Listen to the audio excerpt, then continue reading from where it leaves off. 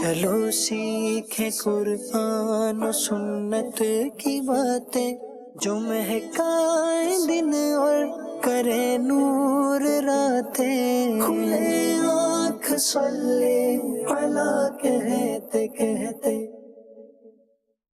الحمدللہ رب العالمین والصلاة والسلام علی خاتم النبیین. اما بعد فاعوذ باللہ من الشیطان الرجیم. بسم اللہ الرحمن الرحیم. الصلاة والسلام علیک یا رسول اللہ وعلی آلک واصحابک یا حبیب اللہ. الصلاة والسلام علیک یا نبی اللہ وعلی آلک واصحابک یا نور اللہ. رسول اکرم نور مجسم شاہ آدم و بنی آدم صلی اللہ تعالی علیہ وآلہ وسلم نے ارشاد فرمایا کہ تم اپنی مجلسوں کو مجھ پر درود پڑھ کے آراستہ کرو، کیونکہ تمہارا درود پڑھنا قیامت کے روز تمہارے لیے نور ہوگا. اللہ پاک کے پیارے حبیب صلی اللہ تعالی علیہ وآلہ وسلم کو ہر وقت یاد رکھنا، ہر لمحے یاد رکھنا، یہ ایک امتی کی معراج ہے. ہم اکیلے ہوں تو بھی یاد کریں، محفل میں ہوں تو بھی یاد کریں، کسی مجلس میں ہیں، کسی نشست میں ہیں تو بھی یاد کریں. اور درود پاک یادگاری مصطفیٰ صلی اللہ تعالی علیہ وآلہ وسلم کی ایک بہترین صورت ہے. جب درود پاک کے فضائل کو دیکھتے ہیں تو عقل دنگ رہ جاتی ہے کہ اس کی اتنی برکتیں، اتنی فضیلتیں کیوں نہ ہوں کہ درود بیسیکلی اللہ کے بارگاہ میں رسول اللہ صلی اللہ تعالی علیہ وسلم کے لیے دعا کرنا ہے. یا اللہ عز و جل رحمت بھیج اپنے محبوب صلی اللہ تعالی علیہ وآلہ وسلم پر. دس از دا بیسک کانسیپٹ. اللہم صلی علی محمد، صلی علی محمد، صلو علی الحبیب. یہ جو ہم کہتے ہیں، جو ہم پڑھتے ہیں، تو بیسیکلی ہم رب کی بارگاہ میں رحمت بھیجنے کی التجا کرتے ہیں، دعا کرتے ہیں. میرا رب تو ہر وقت اپنے محبوب صلی اللہ تعالی علیہ وسلم پر رحمتیں بھیجتا ہے، نازل فرماتا ہے. لیکن جب ہم دعا کرتے ہیں تو اللہ پاک ہمیں اس پر بہترین اجر عطا فرماتا ہے. تو ہمیں اپنے شب و روز میں کچھ نہ کچھ درود پاک کو ضرور شامل رکھنا چاہیے. جہاں ہماری اور بہت ساری روٹینز ہوتی ہیں اور بہت سارے معمولات ہوتے ہیں، بہت ساری چیزیں ہم لکھ کے کرتے ہیں، ٹارگٹس بناتے ہیں، ہمارا زندگی کا مقصد اور ایم ہوا کرتا ہے. انہی ساری چیزوں کے ساتھ ساتھ درود پاک کا حصہ بھی ضرور شامل رہنا چاہیے. اللہ پاک ہم سب کو کثرت درود کی توفیق عطا فرمائے. پروگرام ہے کھلے آنکھ صلی علی کہتے کہتے. ہفتے میں 5 دن آپ دیکھتے ہیں، مختلف ٹاپکس ہوتے ہیں. کراچی کا جب تذکرہ کیا جاتا ہے اور کسی بھی شہر کی جب پکچر بنائی جاتی ہے تو اس کی آئیکونک بلڈنگز ہوتی ہیں، علامتیں ہوتی ہیں. کسی کا کوئی ٹاور ہوتا ہے، کسی کی کوئی عمارت ہوتی ہے، کوئی کمرشل عمارت ہوتی ہے، کوئی تاریخی عمارت ہوتی ہے. جب بھی دنیا میں کراچی کا تذکرہ کیا جاتا ہے تو دیگر جگہیں بھی دکھائی جاتی ہیں، لیکن ان میں سے ایک مزار حضرت سیدنا عبداللہ شاہ غازی رحمۃ اللہ تعالی علیہ بھی ہے. اور ہم چونکہ کراچی میں رہتے ہیں تو ہم نے دیکھا ہے کہ ویسے تو دنیا بھر کے لوگوں کو محبت ہوگی، لیکن یہاں کے جو مقامی افراد ہیں، نسل در نسل ہم نے عبداللہ شاہ غازی رحمۃ اللہ تعالی علیہ کی بارگاہ میں حاضری دیتے، ان کے ساتھ عقیدت بجا لاتے ہوئے دیکھا ہے. یہ کون تھے، کب پیدائش ہوئی، کب وفات ہوئی، ان کی زندگی سے متعلق کچھ سننے کی آج ہم نے سعادت حاصل کرنی ہے. لیکن اب وقت ہوا ہے آج کی قرآن مجید فرقان حمید کی چند آیات کی تلاوت سننے کا، پھر انشاءاللہ پروگرام کو آگے لے کے بڑھیں گے. جی سنائیے. اعوذ باللہ من الشیطان الرجیم. میں اللہ تعالیٰ کی پناہ میں آتا ہوں شیطان مردود سے. بسم اللہ الرحمن الرحیم. اللہ کے نام سے شروع جو نہایت مہربان رحم والا. وآخر من شکلہ ازواج. اور اسی شکل کے اور جوڑے. هذا فوج مقتحم معكم لا مرحبا بهم إنهم أثقال النار ان سے کہا جائے گا یہ ایک اور فوج تمہارے ساتھ دھسی پڑتی ہے جو تمہاری تھی. وہ کہیں گے ان کو کھلی جگہ نہ ملو، آگ میں تو ان کو جانا ہی ہے. قالوا بل أنتم لا مرحبا بكم أنتم قدمتموه لنا فبئس القرار. وہاں بھی تنگ جگہ میں رہیں. تابع بولے بلکہ تم ہی کھلی جگہ نہ ملو، یہ مصیبت تم ہمارے آگے لائے تو کیا ہی برا ٹھکانہ. قالوا ربنا من قدم لنا هذا فزده عذابا ضعفا في النار. وہ بولے اے ہمارے رب، جو یہ مصیبت ہمارے آگے لایا اسے آگ میں دونا عذاب بڑھا. وقالوا ما لنا لا نرى رجالا كنا نعدهم من الأشرار. اور بولے ہمیں کیا ہوا، ہم ان مردوں کو نہیں دیکھتے جنہیں برا سمجھتے تھے. اتخذناهم سخريا أم زاغت عنهم الأبصار. کیا ہم نے انہیں ہنسی بنا لیا یا آنکھیں ان کی طرف سے پھر گئیں. إن ذلك لحق تخاصم أهل النار. بے شک یہ ضرور حق ہے دوزخیوں کا باہم جھگڑا. قل إنما أنا منذر وما من إله إلا الله الواحد القهار. تم فرماؤ میں ڈر سنانے والا ہی ہوں اور معبود کوئی نہیں مگر ایک اللہ سب پر غالب. رب السماوات والأرض وما بينهما العزيز الغفار. مالک آسمانوں اور زمین کا اور جو کچھ ان کے درمیان ہے، صاحب عزت بڑا بخشنے والا. قل هو نبأ عظيم تم فرماؤ وہ بڑی خبر ہے، أنتم عنه معرضون. تم اس سے غفلت میں ہو. ما كان لي من علم بالملأ الأعلى إذ يختصمون. مجھے عالم بالا کی کیا خبر تھی جب وہ جھگڑتے تھے. إن يوحى إلي إلا أنما أنا نذير مبين. مجھے تو یہی وحی ہوتی ہے کہ میں نہیں مگر روشن ڈر سنانے والا. صدق اللہ العظیم. ماشاء اللہ، قرآن مجید کی تلاوت سننے کی سعادت حاصل کی. اللہ پاک ہمیں تلاوت کرنے، سننے اور اس کا ترجمہ اور تفسیر بھی پڑھنے کی توفیق عطا فرمائے کہ قرآن کا جو نازل ہونے کا اصل مقصد ہے وہ ہدایت حاصل کرنا ہے. برکت بھی حاصل کرتے ہیں لیکن اس کا جو اصل مقصود ہے وہ اس سے ہدایت حاصل کرنا ہے. اللہ پاک ہمیں سمجھنے کی، عمل کرنے کی توفیق عطا فرمائے. جناب ہمارے ساتھ موجود ہیں ابراہیم اتاری مدنی بھائی، ماشاء اللہ رکن شورا. شاہد مدنی بھائی بھی تشریف فرما ہیں. عدنان چشتی اتاری ماشاء اللہ تازہ مدینے سے واپسی ہوئی ہے، ان کو بھی ویلکم کرتے ہیں. اور سدا بہار عدنان شیخ بھائی بھی تشریف فرما ہیں.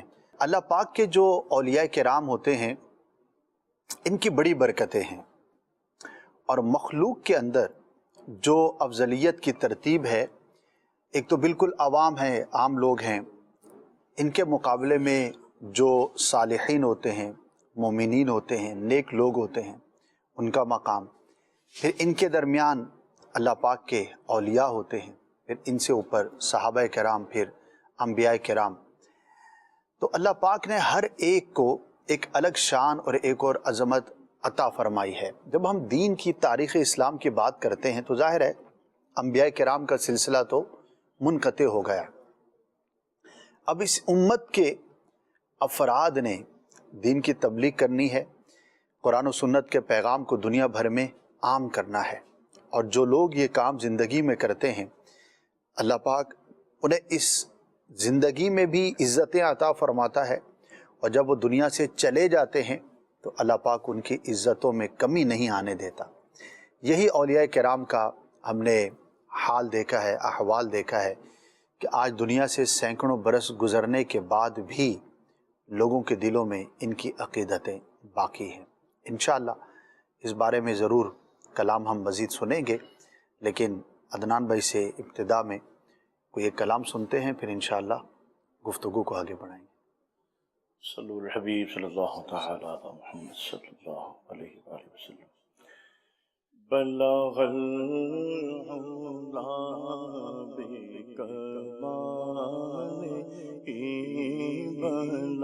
بلغ العلا بکمالہ، کشف دجی بجمالہ،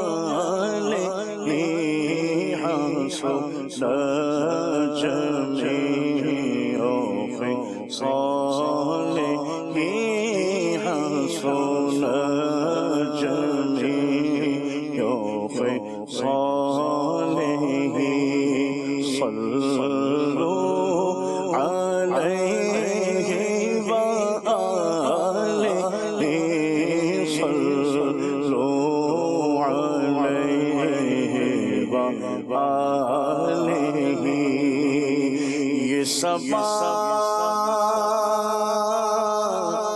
یہ سما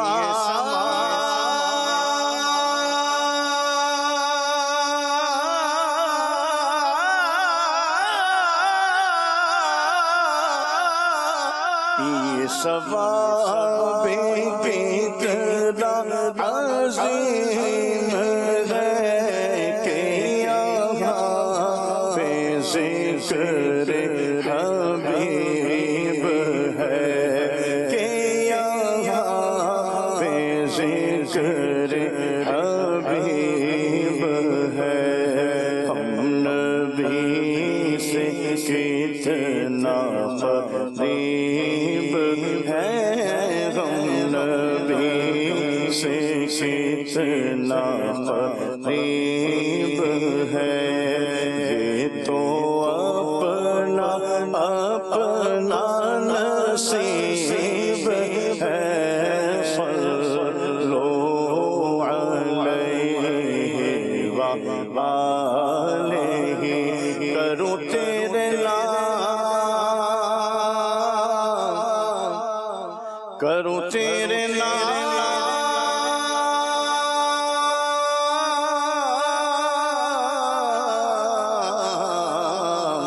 کروں تیرے نام پہ جا فدا، کروں تیرے نام پہ جا فدا، نہ بس ایک جان دو جہاں فدا، نہ بس ایک جان دو جہاں فدا، دو جہاں سے بھی نہیں جی بھرا، دو جہاں سے بھی نہیں جی بھرا۔ کروں کیا کرو جوان کی، صلو علیہ وآلہ۔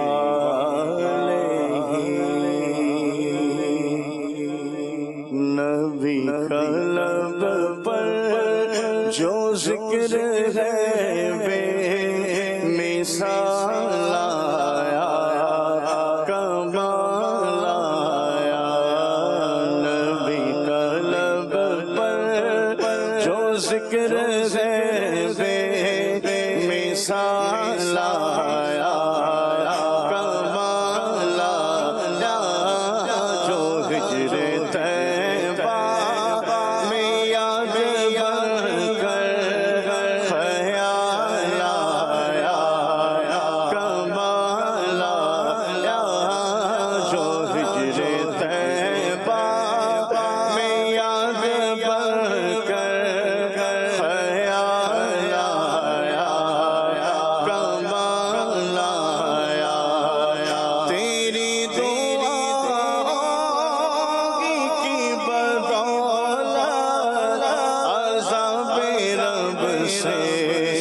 بچے ہوئے ہیں یا رسول اللہ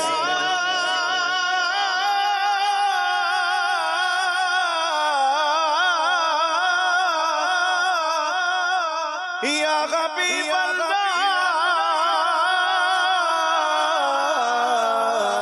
تیری دعا ہی کی بدولت عذاب رب سے بچے ہوئے ہیں جو حق میں امت کے تیرے لب پر سوال آیا کمال آیا جو حق میں امت کے تیرے لب پر سوال آیا کمال آیا نبی کا لب پر جو ذکر غیب مثال آیا کمال آیا بلال تجھ پر نثار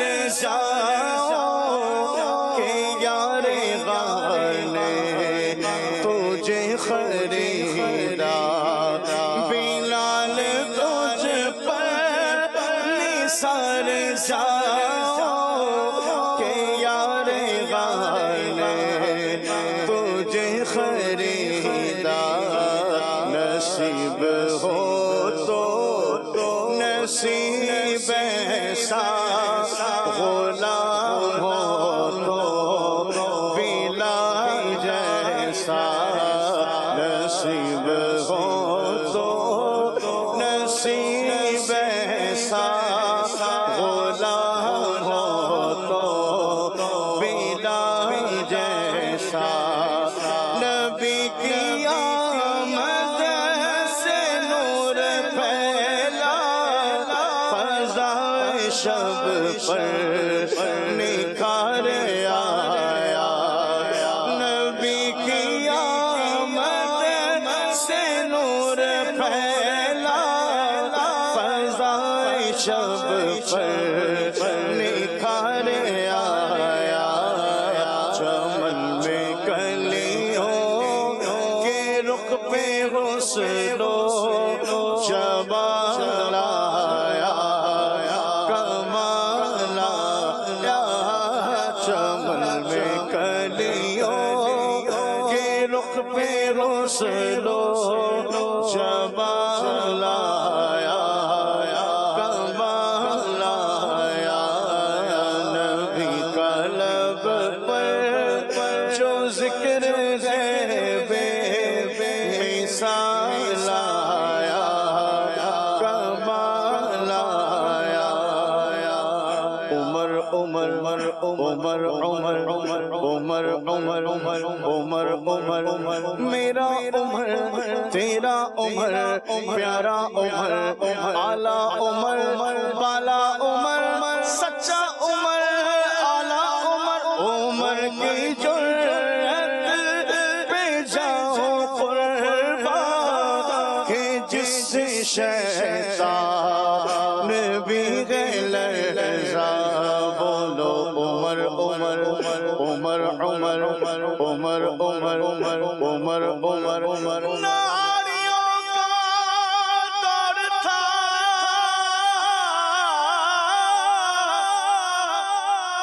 دل جل رہا تھا نور کا تم کو دیکھا ہو گیا ٹھنڈا کلیجہ نور کا عمر عمر عمر عمر عمر عمر عمر عمر عمر عمر میرا عمر پیارا عمر اعلیٰ عمر بالا عمر عمر کی جرأت پہ جاؤ قربان کہ جس سے شیطان بھی لرزا عمر کے آنے سے کفر پر جو سوال آیا کمال آیا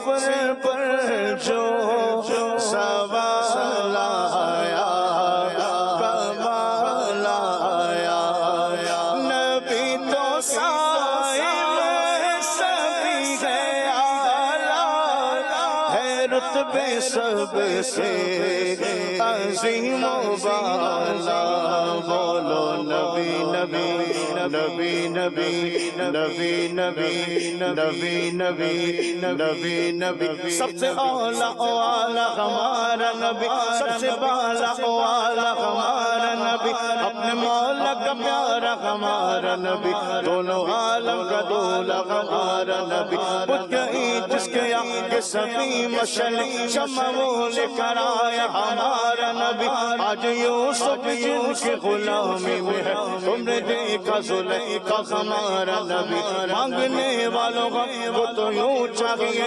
مانگنا اور کسی سے بھی کیوں چاہیے کون دیتا ہے دینے کو منہ چاہیے دینے والا سچا ہمارا نبی نبی تو صاحب سبھی گیا ہے رتبے سب سے عظیم و بالا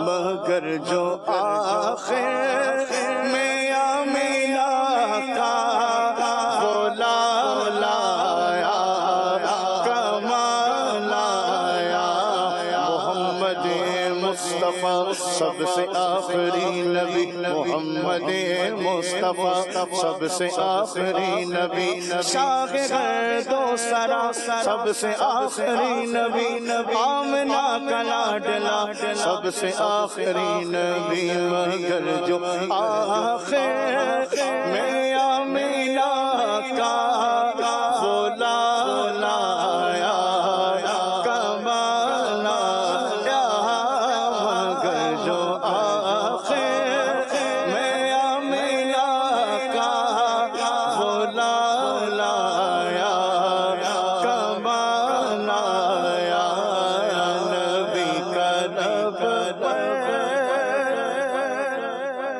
جو ذکر ہے بے مثال آیا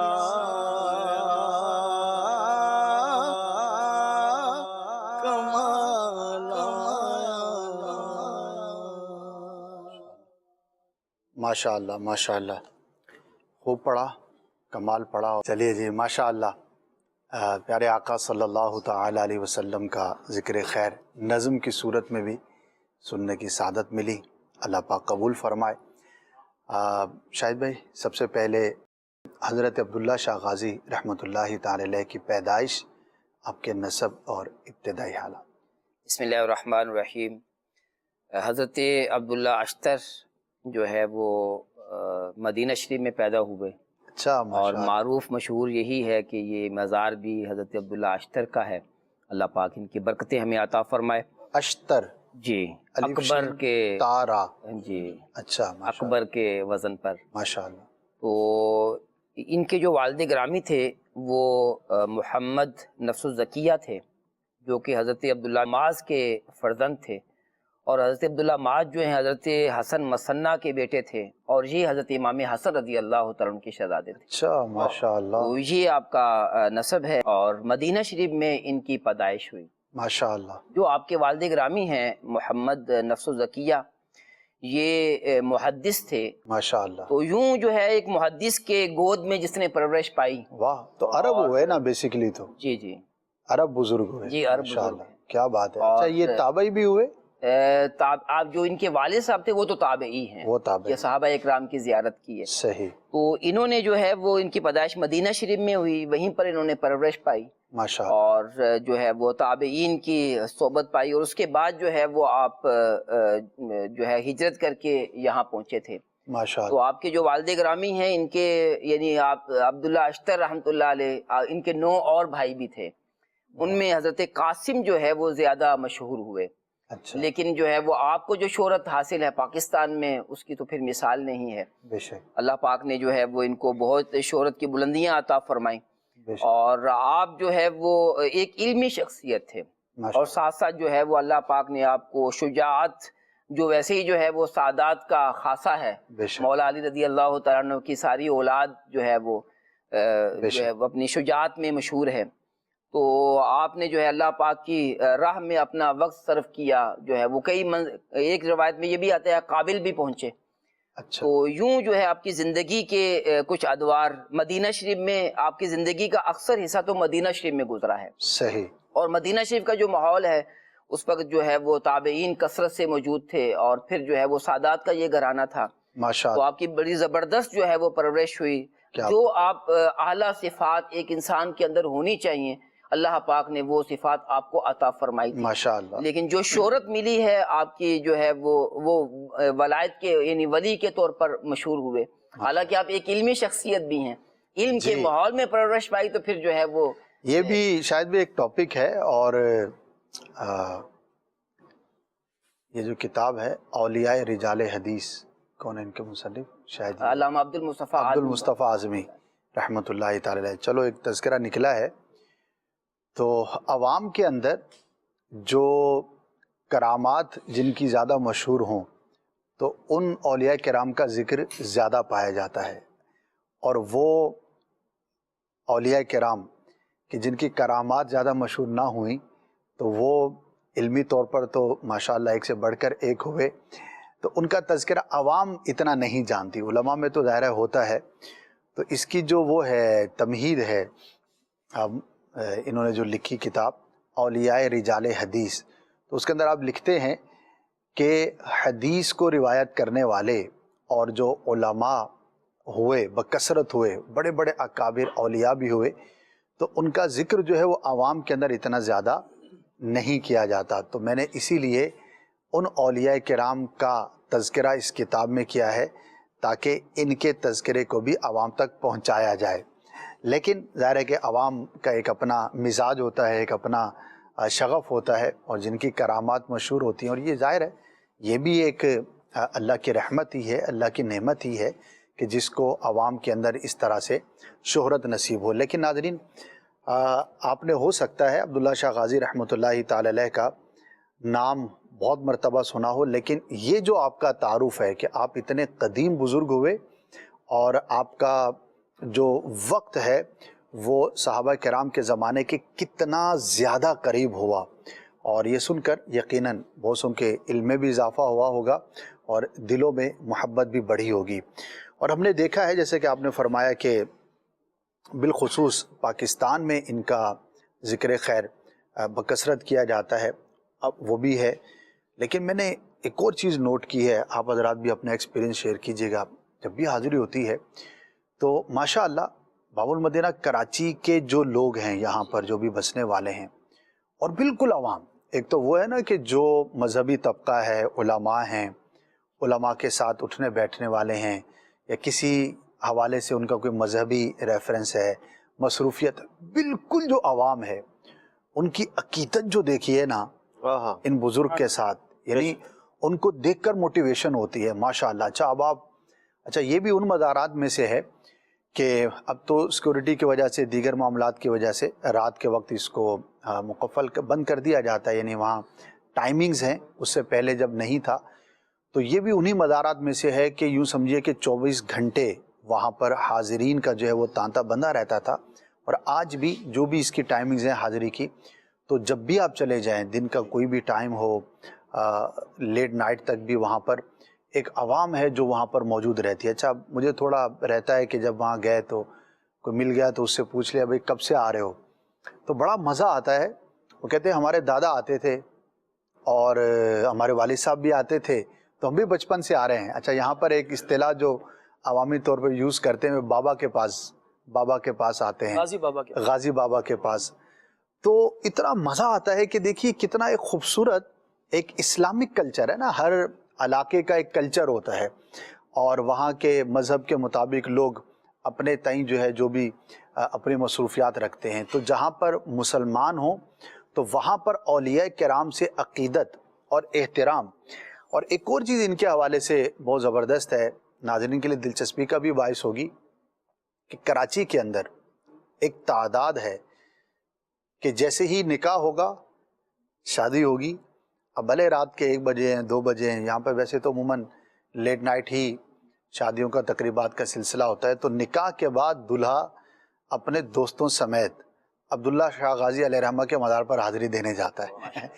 تو جب میں نے اس کو قریب سے دیکھا, بہت پرانی بات ہے, تو ایک علاقے میں میرا کچھ وقت گزرا تھا, تو وہاں کا تو جزو لازم تھا, یعنی کہ پورا علاقہ, پوری برادری, ان کا کلچر میں یہ ہے کہ بھائی نکاح ہو گیا, خوشی کا دن ہے, خوشی کا ٹائم ہے, تو پہلے جا کر حاضری دینی ہے, بقیہ آ کر پھر ملاقات اور جو بھی سلسلہ ہے وہ ہوگا. تو یہ چیزیں دیکھ کر ایک بڑی خوشی ہوتی ہے, اور ایک عوام کا اولیاء کرام کے ساتھ جو کنیکٹیویٹی ہے اور اس کے ساتھ جو ایک تعلق ہے, جو ربط ہے, وہ آج بھی الحمدللہ موجود ہے, اور اس کو مزید پروموٹ ہونے کی حاجت ہے. مزید کئی ایسے لوگ ہوں گے کہ جنہوں نے کراچی میں ہوتے ہوئے ایک دفعہ بھی حاضری نہیں دی ہوگی, یا اتنی زیادہ معلومات نہیں ہوں گی, یوں کہہ لیجئے, یا آپ جہاں بھی دیکھ رہے ہیں تو آپ کے علاقے میں جو اولیاء کرام ہیں, جو بزرگان دین ہیں, تو ان کی بارگاہ میں حاضر ہونا, ان کی قبر پر حاضر ہو کر ان کے لیے دعا کرنا, فاتحہ خوانی کرنا, ایصال ثواب کرنا,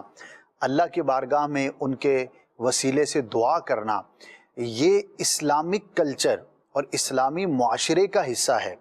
اچھا, یہ ایسا نہیں ہے کہ خالی یہ بر صغیر پاک و ہند کے اندر ہے, یا کسی مخصوص شہر کے اندر ہے, یا چند اولیاء کرام اور بزرگان دین ہیں, بلکہ آپ دنیا میں, خواہ وہ عرب دنیا ہو, افریقہ ہو, آپ امریکہ چلے جائیں, آپ یورپ چلے جائیں, آپ دنیا کے کسی بھی خطے میں چلے جائیں, آپ رشیا کے علاقوں میں چلے جائیں, آپ چائنا کے علاقوں میں چلے جائیں, جتنا آپ کو ایکسپوجر ہے, یا جہاں جہاں آپ جا سکتے ہیں, یا جہاں جہاں آپ کو معلومات ہیں, تو آپ کو خوشی ہوگی کہ ہر دنیا کے علاقے میں اولیاء کرام کے مزارات اور ان سے جو ہے مسلمانوں کی عقیدت و احترام یکساں ہے دنیا بھر میں. ہر قوم کا ہر انداز مختلف ہو سکتا ہے, اظہار عقیدت کا طریقہ کار تھوڑا جدا ہو سکتا ہے, لیکن ایک جگہ پر ہم گئے افریقہ کے ایک شہر کے اندر, تو وہاں پہ آبادی کم ہے مسلمانوں کی, بہت زیادہ نہیں ہے.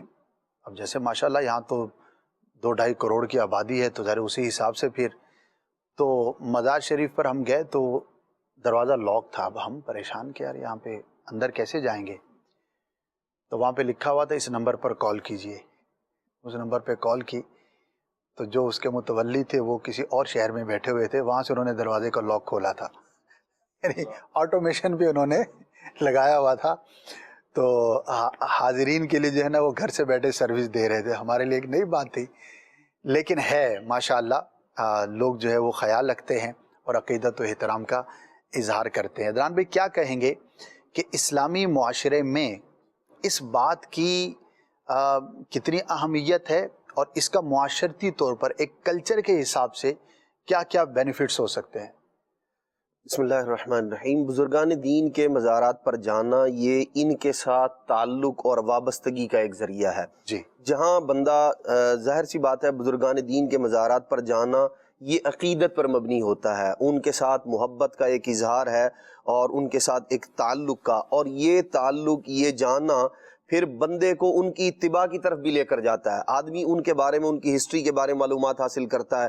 یہ کہاں بعض اوقات ایسا ہوتا ہے کہ بعض بزرگوں کی سیرت معروف ہوتی ہے, مشہور ہوتے ہیں وہ, اور بعض اوقات ایسا ہوتا ہے کہ آدمی کہیں مزار شریف پر حاضری دیتا ہے اور پھر ان کی ہسٹری کے بارے میں, ان کی سیرت کے بارے میں معلومات حاصل کرتا ہے, اور پھر یوں دراصل جو اللہ تبارک تعالیٰ کے اولیاء ہیں ان کی سب کی تعلیمات تو وہی ہیں جو نبی پاک صلی اللہ تعالیٰ علیہ وسلم کی تعلیمات ہیں, کیونکہ یہ اولیاء ہیں ہی اسی لیے کہ یہ نبی پاک صلی اللہ تعالیٰ علیہ وسلم کے سچے پیروکار ہوا کرتے ہیں. اور قرآن مجید میں احادیث مبارکہ میں ہمیں جو صالحین ہیں ان کی اتباع کا حکم دیا گیا ہے.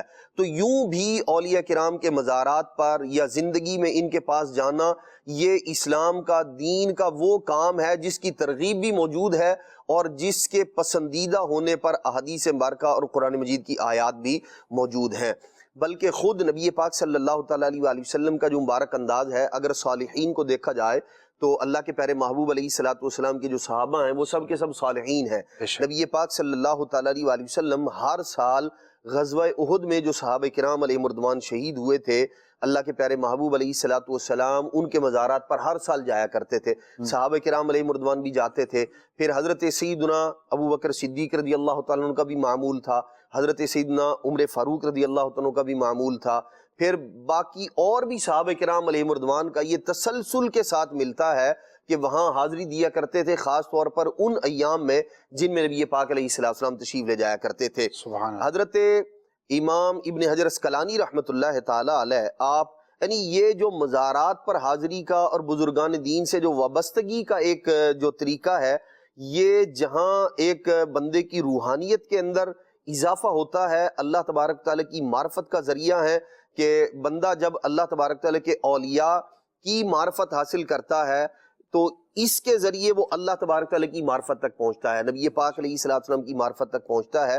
تو یہ جو سلسلہ ہے، اس کی ترغیب اور اس کی یوں کہہ لیں اہمیت کو یوں بھی سمجھا جا سکتا ہے کہ امام ابن حجر اسقلانی رحمۃ اللہ تعالیٰ نے ایک بڑا ایمان فروز واقعہ ذکر فرمایا اپنی کتاب تہذیب التہذیب میں۔ فرماتے ہیں کہ یہ جو آپ نے محدثین کی بات کی، انہی محدثین کرام میں سے حضرت ابو علی نیشاپوری رحمۃ اللہ تعالی علیہ بھی ہیں۔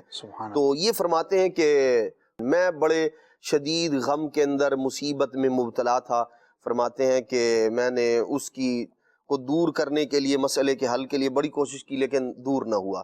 فرماتے ہیں ایک رات میں سویا تو میں نے خواب میں دیکھا نبی پاک صلی اللہ تعالی وسلم میرے خواب میں تشریف لائے اور اللہ کے پیارے محبوب علیہ الصلوۃ والسلام نے فرمایا سر الی قبر یحییٰ بن یحییٰ۔ یہ حضرت یحییٰ بن یحییٰ رحمۃ اللہ تعالیٰ علیہ وہ عظیم بزرگ ہیں جو حضرت امام مالک رحمۃ اللہ تعالیٰ کے شاگرد ہیں۔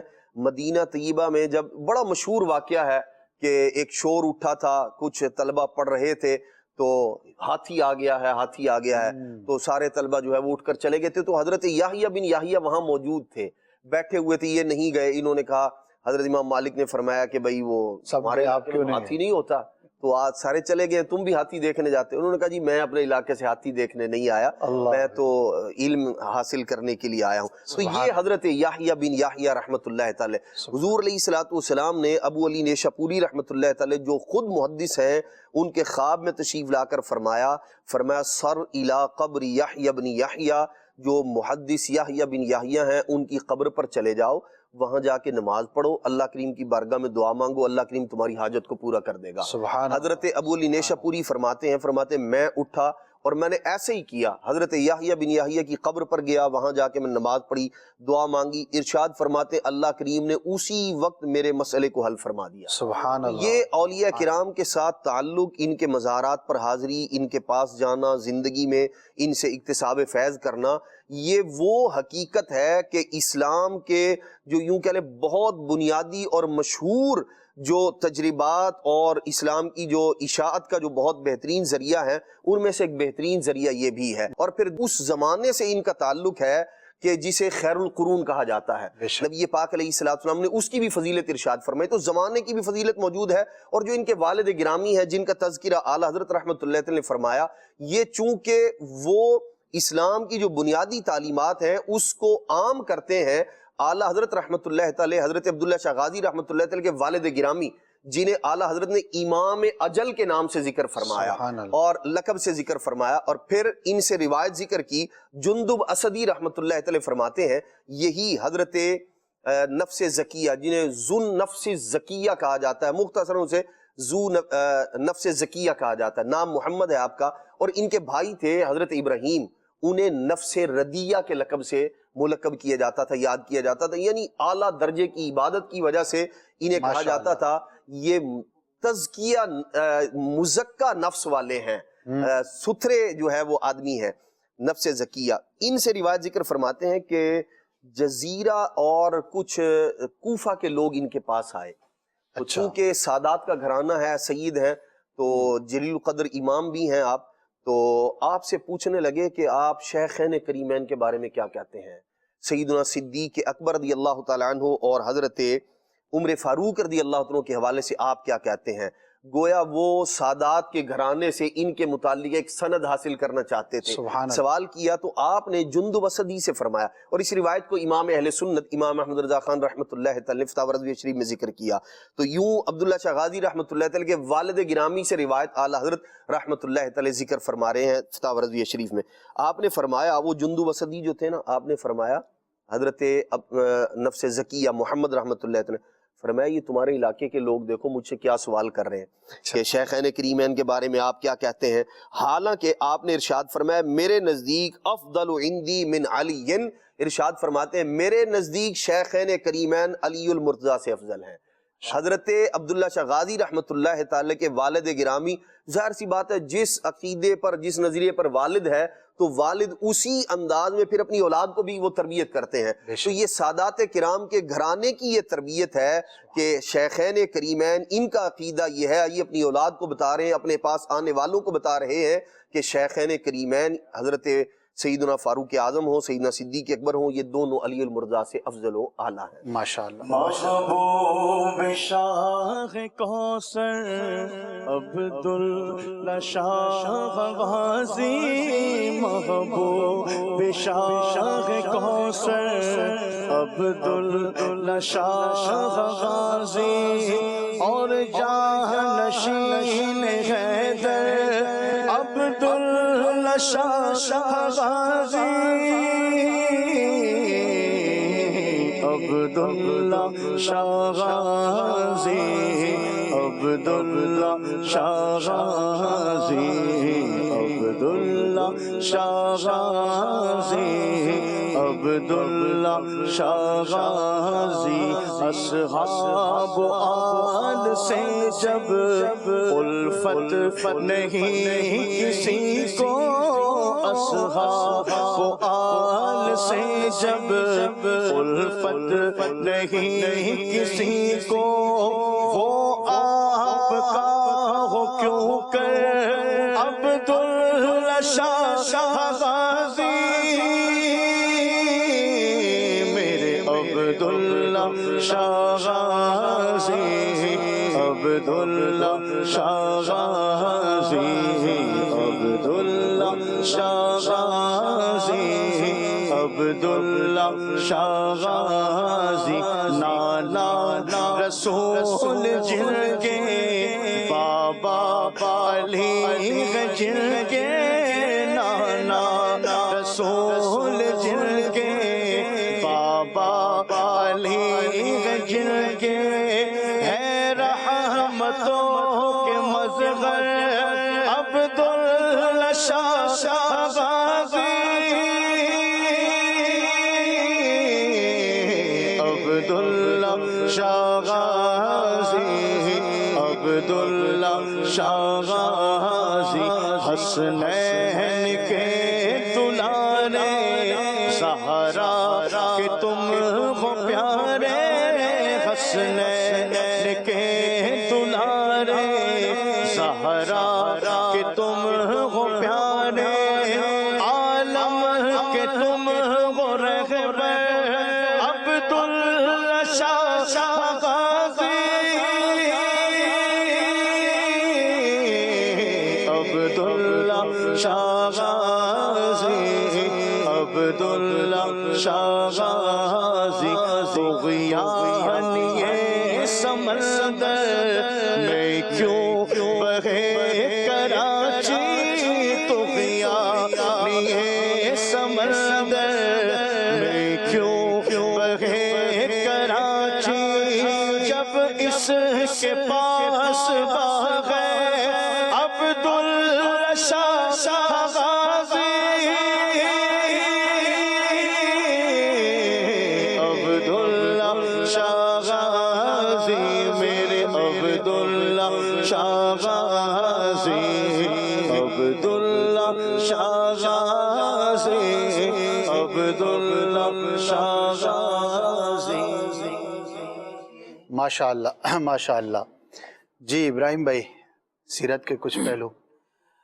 اولاً تو اسد بھائی میں یہ عرض کرنا چاہوں گا کہ وہ آپ نے جو ایک بات ذکر فرمائی تھی کہ جی عوام کے اندر وہ اولیاء کرام ان کی شہرت زیادہ ہوتی ہے جن کی کرامات عام طور پر زیادہ مشہور ہوتی ہیں. جی ایسا ہی ہے. اور اس کے ساتھ ساتھ ایک پہلو یہ بھی ہے کہ جن اولیاء کرام کی کرامات مشہور ہوتی ہیں بسا اوقات ان کا علمی چہرہ عوام سے چھپ جاتا ہے.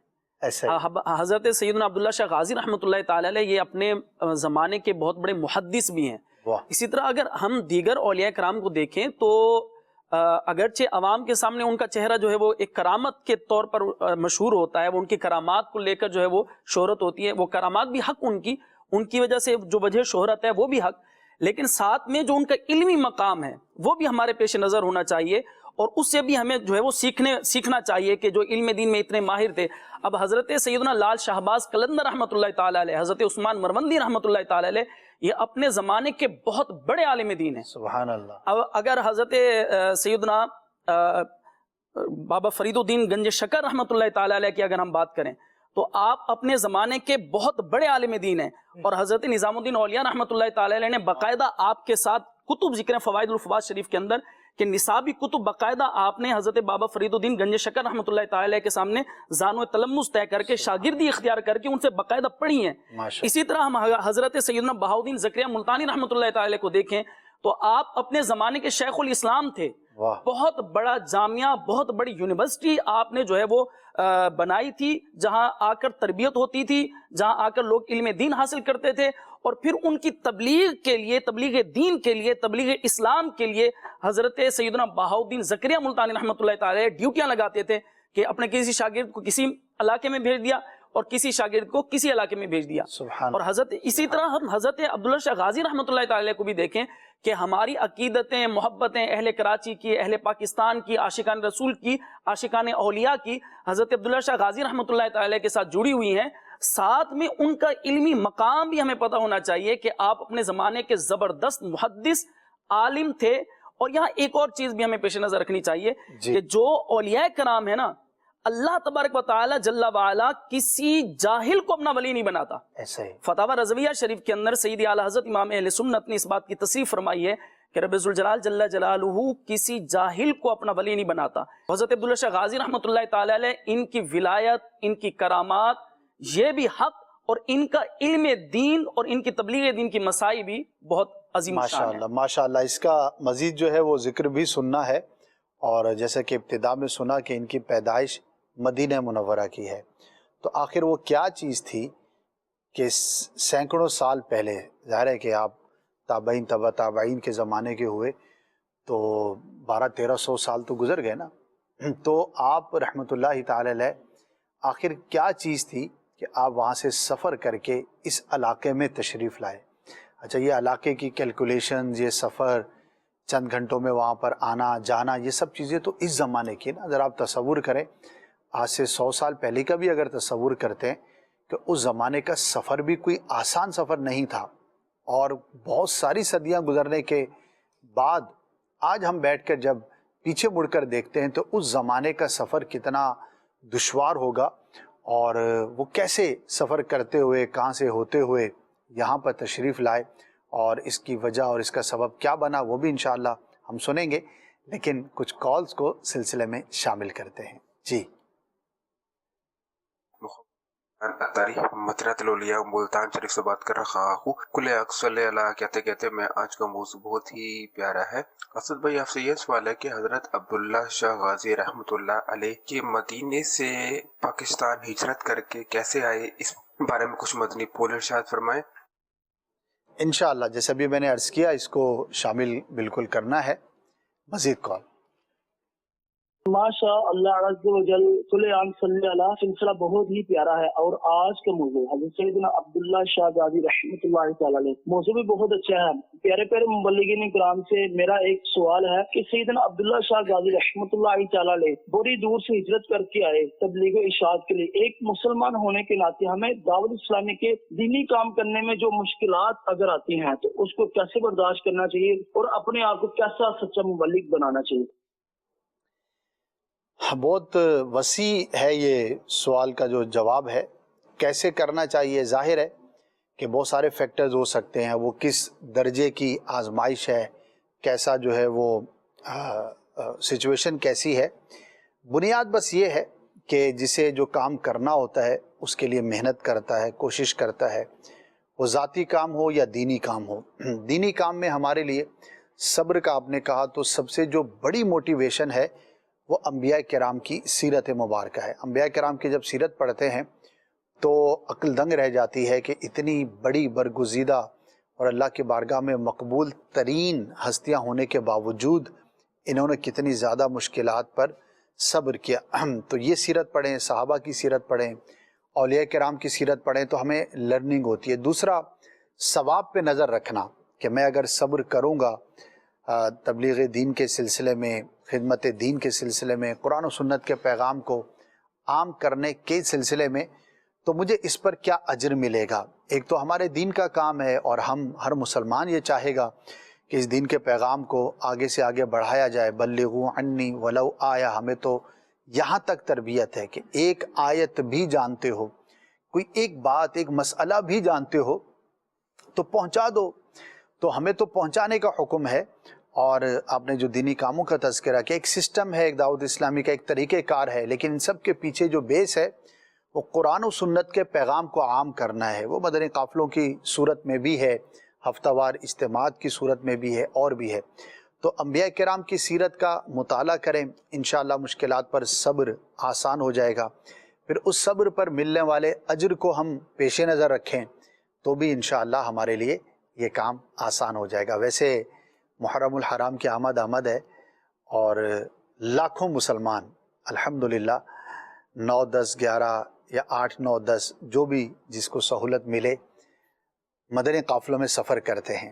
ناظرین میں سے بھی ایک تعداد نے نیت کی ہوگی، اگر نہیں کی تو میں ریکویسٹ کرتا ہوں کہ آپ نیت کیجئے۔ جن امام حسین رضی اللہ تعالی عنہ کا ہم ذکر خیر کرتے ہیں، بالخصوص ویسے تو سارا سال ہی ہوتا ہے، لیکن ان 10 دنوں کے اندر جو آپ کا تذکرہ، آپ کی سیرت کا بیان ہوتا ہے، ظاہر ہے کہ وہ اپنی مثال آپ ہے، اور آپ نے اپنی زندگی، اپنی سارا وقت جو ہے وہ تو قربان کیا ہی تھا، لیکن شہادت بھی آپ نے نوش فرمائی۔ کیسا مقام اور کیسا مرتبہ تھا کہ اللہ کی راہ میں آپ نے جان قربان کی اسی دین کی سربلندی کے لیے۔ تو ہم وقت قربان کریں اور امام حسین رضی اللہ تعالیٰ عنہ کے ایصال ثواب کی ہی نیت سے صحیح مدنی قافلے کے مسافر بنیں۔ اور ابھی تو آسان یوں ہوتا ہے کہ ایک ماحول بنا ہوا ہوتا ہے آپس میں، اسلامی بھائی ابھی سے دعوت دینا بھی شروع کر دیتے ہیں۔ تو اگر آپ نے ابھی تک نیت نہیں کی تو نیت فرمائیے، سفر کیجئے، انشاءاللہ اس کی برکتیں حاصل ہوں گی۔ مزید کال دی۔ My name is Ahmed Raza and I'm calling from London, UK. And I would like to also request the Naat Khan Islamic brother to read the kalam وہ کمال حسن حضور ہے کہ گمان نقص جہاں نہیں، یہی پھول خار سے دور ہے، یہی شمع ہے کہ دھواں نہیں۔ ماشاء اللہ، جناب لندن سے فرمائش ہے عدنان بھائی آپ سے اعلیٰ حضرت کے کلام کی، انشاءاللہ دیکھیں گے مزید۔ قمر زمان اطاری پنڈ ہاتھوبہ سے بول رہا ہوں۔ عدنان بھائی سے گزارش ہے کہ مجھے یہ کلام سنا دیں، راتیں بھی مدینے کی، باتیں بھی مدینے کی۔ جزاک اللہ خیر۔ آمین۔ راتیں بھی مدینے کی، باتیں بھی مدینے کی، جینے میں یہ جینا ہے، کیا بات ہے جینے کی۔ بڑا پیارا کلام ہے، انشاءاللہ مزید۔ علی رضا تاڑی، میں گجرانوالا سے بات کر رہا ہوں۔ آپ کا پروگرام کھلے آنکھ صلی اللہ کہتے کہتے بہت اچھا لگتا ہے۔ نعت خواں بھائی سیرت ہے، مجھے ایک کلام سنا دیجیے۔ وہ میرا نبی میرا نبی میرا نبی ہے۔ جزاکم اللہ خیر۔ آمین۔ مزید۔ میرا نام محمد عبداللہ طاری ہے، میں کرنگی 1 نمبر سے بات کر رہا ہوں۔ میں آج آپ کو نعت سناؤں گا۔ قسمت میری چمکائی ہے، چمکائی آقا میرے آقا کو دیدن پاک ہے، بلوائی ہے آقا۔ دعوت اسلامی زندہ باد۔ زندہ باد، زندہ باد۔ ماشاءاللہ، یہ کلام شاید ہم سب نے ہوش سنبھالا ہوگا تو جو اولین کلام ہم نے سنے ہوں گے امیر اہل سنت کے، ان میں سے ایک ہے۔ میرے لیے تو بہت یہ یاد ماضی کا ایک ہے، یاد ہے بہت ابتدا میں، یعنی کہ ارلی 80s میں امیر سنت نے یہ کلام لکھا تھا، اور اس زمانے میں یوں وسائل بخشش شریف نہیں تھی، مجموعہ یوں نہیں تھا، چھوٹے چھوٹے نعتوں کے رسالے جو ہے وہ 8-10 کے لئے، ہاں لیکن یہ اس سے بھی پہلے کا ہے۔ مغیلان مدینہ بھی کسی حد تک مجموعہ تھا، اس سے پہلے مدینے کی دھول، مدینے کی دھول، میرا سینہ مدینہ ہو، مدینہ میرا سینہ ہو، یوں لکھا ہوا ہوتا تھا، اور اس طرح 8-10 5-7 کلاموں پر مشتمل چھوٹے چھوٹے ہوتے تھے، تو اس وقت یہ کلام پڑھا بھی جاتا تھا الحمدللہ۔ عدنان بھی اگر ہو سکے تو اس کے بھی ایک دو اشعار سنا دیجیے گا۔ مزید کالز کمپلیٹ ہو گئی۔ چلیے جی عدنان بھائی چند فرمائشی کلام جو ہے وہ شامل کرتے ہیں، پھر انشاءاللہ سیگمنٹ بھی ہے اور عبداللہ شاہ غازی علیہ رحمہ کی سیرت کے مزید پہلو بھی ڈسکس کرنے ہیں۔ وہ کمال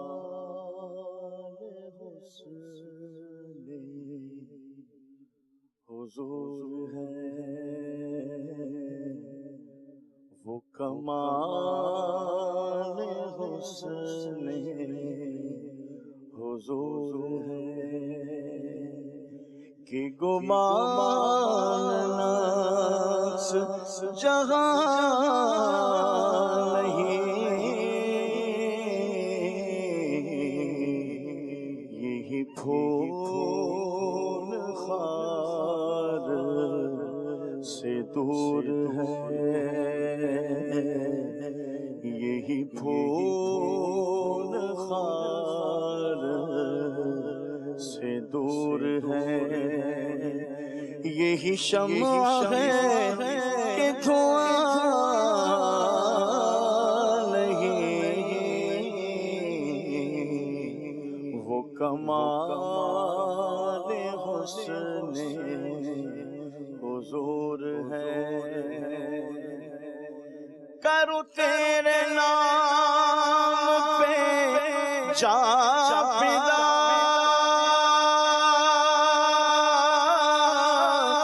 نہ بسے دو جہاں فدا، نہ بسے دو جہاں فدا، دو جہاں سے بھی نہیں جی بھرا، دو جہاں سے بھی نہیں جی بھرا، کروں کیا کروڑوں جہاں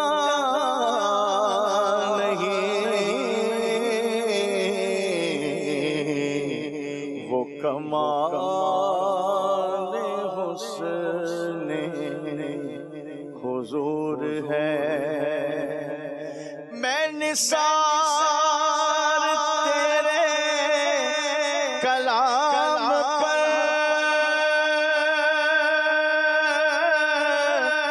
ملیوں کس کو زبان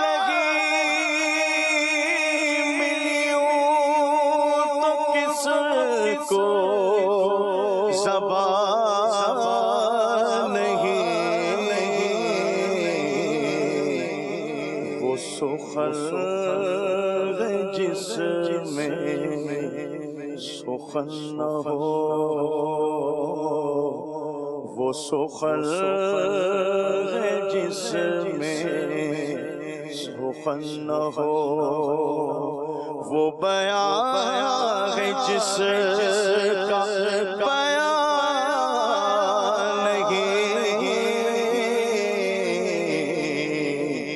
وہ کمال حسن حضور ہے۔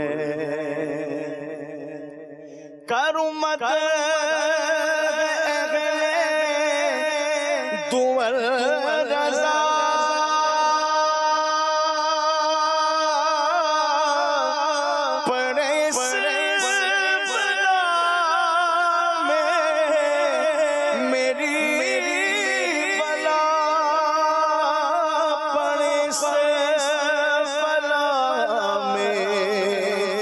میری بنا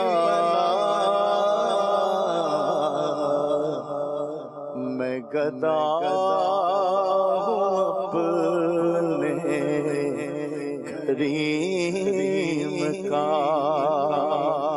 میں گدا ہوں اپنے کریم کا، میرا دین پارا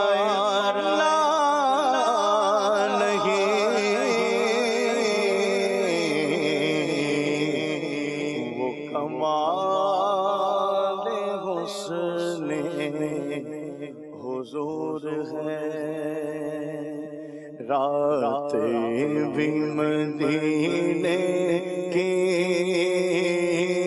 باتیں بھی مدینے کی،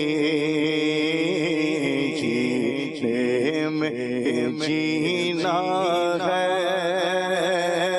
کیا بات ہے جینے کی،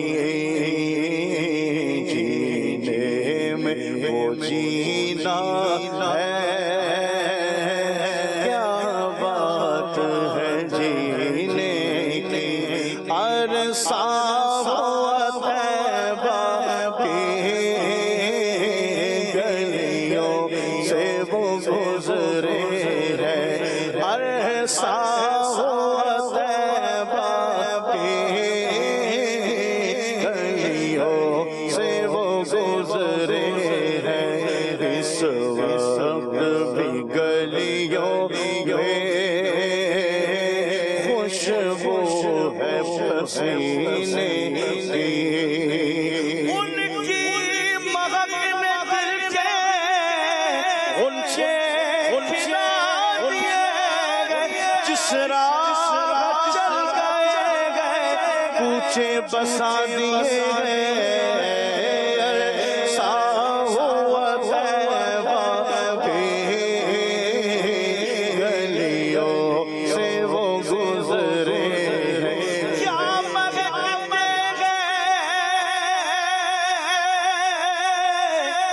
مہکنے والے اوپر چلتے بھٹکنے والے، عرصہ طیبہ کی گلیوں سے وہ گزرے ہیں، اس وقت بھی گلیوں میں خوشبو ہے پسینے کی، گلیوں میں خوشبو ہے پسینے کی۔ وقت ہوا ہے اب ایک سیگمنٹ کا، اسے سلسلے کا حصہ بناتے ہیں، پھر انشاءاللہ گفتگو کے سلسلے کو مزید آگے بڑھائیں گے۔ جی دکھائیے۔ صلو علی الحبیب صلی اللہ علیہ محمد صلی اللہ علیہ وآلہ وسلم۔ مدنی چینل کے ناظرین، آپ قابل تشویش ٹاپک پر ہمارا یہ سیگمنٹ دیکھ رہے ہیں۔ قابل تشویش یعنی کنسرنیبل چیزیں، ان میں ایک بڑی ہی قابل تشویش جو چیز ہے، جو مرض ہے، جو بیماری ہے آج کے معاشرے میں بڑی جو ہے وہ پھیلتی جا رہی ہے، یہ تحقیر مساکین ہے، یعنی مسکین لوگوں، غریبوں کا مذاق اڑانا۔ تحقیر مساکین یعنی غریبوں اور مسکینوں کی تحقیر کرنا، جو ان کی غربت یا مسکینی کی وجہ سے ہو، یہ تحقیر مساکین کہلاتی ہے۔ اللہ پاک قرآن پاک میں سورۃ الحجرات کی آیت نمبر 11 میں ارشاد فرماتا ہے، اے ایمان والو، نہ مرد مردوں سے ہنسیں، عجب نہیں کہ وہ ان ہنسنے والوں سے بہتر ہوں، اور نہ عورتیں عورتوں سے دور نہیں کہ وہ ان ہنسنے والیوں سے بہتر ہوں، اور آپس میں طعنہ نہ کرو اور ایک دوسرے کے برے نام نہ رکھو، کیا ہی برا نام ہے مسلمان ہو کر فاسق کہلانا، اور جو توبہ نہ کریں تو وہی ظالم ہیں۔ اس آیت کی تفسیر میں ہے، یہ آیت بنی تمیم کے حق میں نازل ہوئی، جو حضرت عمار و خباب و بلال و صہیب و سلمان و سالم وغیرہ غریب صحابہ کرام کی غربت دیکھ کر ان کے ساتھ تمسخر کرتے تھے۔ ان کے حق میں یہ آیت نازل ہوئی اور فرمایا کہ مرد مردوں سے نہ ہنسیں، یعنی مالدار غریبوں کی ہنسی نہ بنائیں، نہ عالی نسب غیر ذی نسب کی، اور نہ تندرست اپاہج کی، نہ بینا یعنی دیکھنے والا اس کی جس کی آنکھ میں عیب ہو۔ حدیث مبارکہ میں اللہ کے آخری نبی صلی اللہ علیہ وآلہ وسلم نے فرمایا ایک مسلمان دوسرے مسلمان کا بھائی ہے، نہ تو وہ اس پر ظلم کرتا ہے، نہ ہی اسے رسوا کرتا ہے، نہ ہی اسے حقارت سے دیکھتا ہے۔ کسی مسلمان کے برا ہونے کے لیے صرف اتنا ہی کافی ہے کہ وہ اپنے مسلمان بھائی کو حقارت سے دیکھے۔ تو مسلمان بھائی کو حقارت سے نہ دیکھو، حدیث پاک میں یہ تاکید کی گئی ہے کہ آدمی کے برا ہونے کے لیے اتنا ہی کافی ہے کہ کسی مسلمان بھائی کو حقارت سے دیکھے۔ تو فقیروں اور مسکینوں سے ان کے فقر و مسکینی کے سبب نفرت کرنا یا انہیں حقیر جاننا، گھٹیا سمجھنا، یہ نہایت ہی مذموم و کبھی حرام جہنم میں لے جانے والا کام ہے اور اللہ کے غضب کو دعوت دینے والا کام ہے۔ حضرت حسین رحمت اللہ علیہ فرماتے میں نے حضرت سیدنا معروف کرخی کو ان کے وصال کے بعد خواب میں دیکھ کر پوچھا ما فعل اللہ بکا، اللہ نے آپ کے ساتھ کیا معاملہ کیا؟ فرمایا اللہ نے مجھے بخش دیا۔ میں نے پوچھا آپ کی بخشش آپ کے زہد و تقوی کی وجہ سے ہوئی کیا؟ فرمایا نہیں، بلکہ اس لیے کہ میں نے حضرت سیدنا ابن سماک کی نصیحت کو قبول کیا۔ فقر یعنی غریبی کو اختیار کیا اور فقراء یعنی غریب لوگوں سے محبت کی۔ اندازہ کریں آپ، غریبوں کی محبت تو نجات کا ذریعہ بن جاتی ہے۔ ان کا مذاق نہ اڑائے، ان کی غریبی کا، ان کی کمزوری کا، ان کا کسی چھوٹی قوم سے تعلق رکھنے کی وجہ سے ان کو حقیر نہ جانے، گھٹیا نہ جانے، ان سے نفرت نہ کرے۔ کسی کے اندر عیب ہے، کسی کا رنگ کالا ہے، آنکھیں نہیں ہیں یا ہاتھ نہیں ہے، پیر نہیں ہے، یا مطلب ہے کہ کوئی غریب لگتا ہے تو اس کو حقارت اور تحقیر اور تذلیل اور اس انداز کے ساتھ بیہیو نہیں کرنا چاہیے، بلکہ ان کے ساتھ تو حسن سلوک کیا جائے، ان کی تو دل جوئی کا سامان کیا جائے، اللہ کا شکر ادا کرے کہ یار مجھے اللہ نے نعمت عطا کیا۔ تو اس کے 4 اسباب و علاج بیان کیے۔ تحقیق مساکین یہ قابل تشویش مرض ہے، اس کا علاج ضروری ہے۔ جب پہلا سبب اس کا ہوتا ہے نا، یہ ہے غرور و تکبر، کہ بندہ اپنے گمنڈ کی وجہ سے تحقیر مساکین جیسے اس برے فعل کا ارتکاب کرتا ہے۔ اسے غریب اور مساکین لوگ کیڑے مکوڑوں کی طرح حقیر گھٹیا لگتے ہیں۔ اس کا علاج یہ کہ بندہ اپنے نفس کا محاسبہ کرے اور اپنا یہ ذہن بنائے کہ یہ اللہ کی مشیت ہے کہ اس نے مختلف لوگوں کے مختلف احوال بنائے، کوئی امیر کبیر تو کوئی غریب و مسکین۔ میرے پاس جو بھی مال و دولت ہے وہ اللہ کی عطا کردہ ہے۔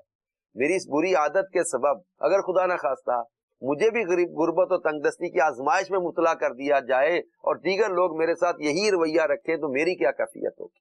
غور کریں، غرور سے بچے، تکبر سے بچے۔ اور تحقیر مساکین کا دوسرا سبب ہے ظلم۔ غریب و مسکین افراد اپنی غربت اور مسکینی کی وجہ سے نہایت کمزور ہوتے ہیں، اسی لیے ان پر ظلم کر کے ان کی تحقیر کی جاتی ہے۔ اس کا علاج ہے کہ بندہ ہر مسکین کے ساتھ ظلم و تشدد سے بچتے ہوئے اچھا برتاؤ کرے۔ یہ ذہن میں رکھے کہ مظلوم کی بد دعا رد نہیں کی جاتی، لہذا ایسے افراد کو تکالیف دے کر ان کی بد دعائیں لینے کی بجائے ان کی دلجوئی و خیر خواہی کرنی چاہیے۔ تیسرا اس کا سبب ہے تحقیر مساکین کا ایک غربت۔ غربت کو عیب سمجھ کر مفلس و تنگ دست و مساکین افراد کو طنز و طعنوں کا نشانہ بنایا جاتا ہے، تو تعلق بناتے ہوئے کوئی آر محسوس کرتے ہیں، تو غربت کو عیب نہ سمجھا جائے۔ تو یہ ہو سکتا ہے کہ آزمائش ہو، تو مسلمانوں کے ساتھ جب وہ اچھا برتاؤ کرے۔ تحقیر مساکین کا چوتھا سبب طرح طرح کی آسائشوں کا عادی ہونا بھی ہے، کیونکہ بندہ جب طرح طرح کی آسائشوں بھری زندگی گزارتا ہے تو اس کی نظر میں وہی بہتر معیار زندگی بن جاتا ہے، لہٰذا جب وہ غریب و مساکین و نادار افراد کو دیکھتا تو وہ اسے حقیر محسوس ہوتے ہیں، گھٹیا محسوس ہوتے ہیں۔ اس کا علاج یہ کہ بندہ اللہ کی نعمتوں کے اظہار کے ساتھ ساتھ سادہ زندگی گزارنے کی عادت بنائے، تاکہ غریب و مساکین حضرات کے طرز زندگی سے اس کی انسیت رہے اور وہ ان حضرات کی دل آزاری سے بھی بچ سکے۔ اللہ پاک ہمیں اس برے اور قابل تشویش مرض سے بچنے کی توفیق عطا فرمائے اور تحقیر مساکین سے ہم بچیں اور ان غریبوں مسکینوں سے محبت کر کے ان کی دعائیں لیں۔ آمین بجاہ خاتم النبیین صلی اللہ علیہ وآلہ وسلم۔ جی ناظرین، آپ نے ملاحظہ فرمایا اور اس پہلو پر بھی ہمیں غور کرنے کی حاجت ہے۔ اللہ پاک ہمیں ہر برائی سے، ہر برے کام سے اور ہر اس عمل سے دور رہنے اور بچنے کی توفیق عطا فرمائے کہ جو اس کی بارگاہ میں مقبول نہ ہو۔ ابراہیم بھائی، عبداللہ شاہ غازی رحمۃ اللہ تعالی علیہ کے سفر سے متعلق اور خاص طور پر دینی سفر جو ہوا آپ کا، اس سے متعلق کیا فرمائیں گے؟ اصل بھائی، حضرت سیدنا عبداللہ شاہ غازی رحمۃ اللہ تعالی علیہ چونکہ اپنے والد گرامی حضرت نفس زکیہ رحمۃ اللہ تعالی کے حکم پر پہلے سفر کر کے آپ مصر سے ہوتے ہوئے سندھ کی دھرتی پر آپ آئے.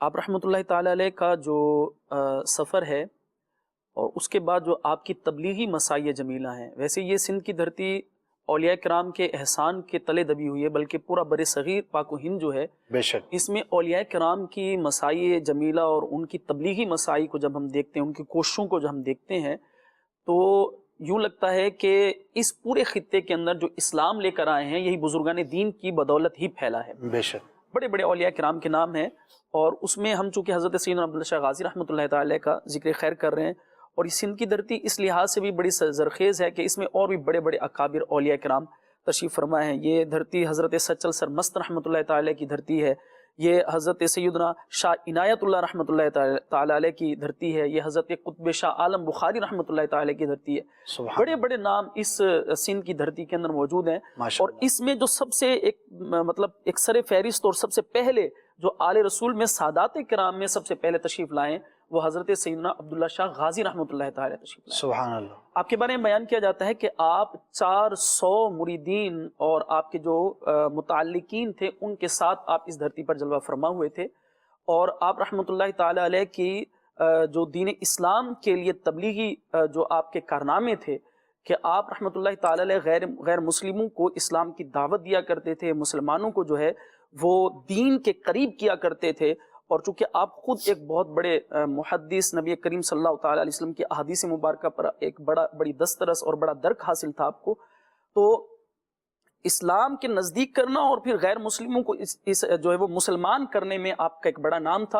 اور 12 سال آپ رحمۃ اللہ تعالی علیہ نے سندھ کی دھرتی پر لوگوں کو دین اسلام کی دعوت دی ہے، اور ایک بڑی تعداد یعنی ہزاروں کی تعداد میں لوگ آپ کے ہاتھ پر کلمہ پڑھ کر مسلمان ہوئے، اور لاکھوں لوگوں کو بلا مبالغہ آپ رحمۃ اللہ تعالی سے جو ہے وہ ہدایت حاصل ہوئی ہے. ماشاءاللہ. یہ سلسلہ جو ہے وہ حضرت عبداللہ شاہ غازی رحمۃ اللہ تعالی علیہ کا، یہ یوں ہی ہم سمجھ سکتے ہیں کہ اللہ تبارک و تعالی جل وعلا کے آخری نبی صلی اللہ تعالی علیہ وسلم کے بعد، کیونکہ نبی کریم صلی اللہ تعالی علیہ وسلم کی ہم مساعی جمیلہ جو آپ کی تبلیغی مساعی ہیں، نبی کریم صلی اللہ تعالی علیہ وسلم نے خود طائف کا سفر فرمایا ہے، بے شک، اور پھر جو ہے وہ اپنے جو ہے وہ قاصد کو بھیج کر، اپنے جو ہے وہ صحابہ کرام علی مریدوان کو بھیج کر خطوط کے ذریعے یعنی تبلیغی خطوط بھیج کر، کبھی جو ہے وہ مصر کے عزیز کے پاس، کبھی جو ہے وہ حبشہ کے نجاشی رحمۃ اللہ تعالی علیہ نے اسلام قبول کیا تھا ان کے پاس، اور دیگر جو ہے وہ آپ کے تبلیغی خطوط بھی جو ہے وہ تشریف لے کر کے گئے.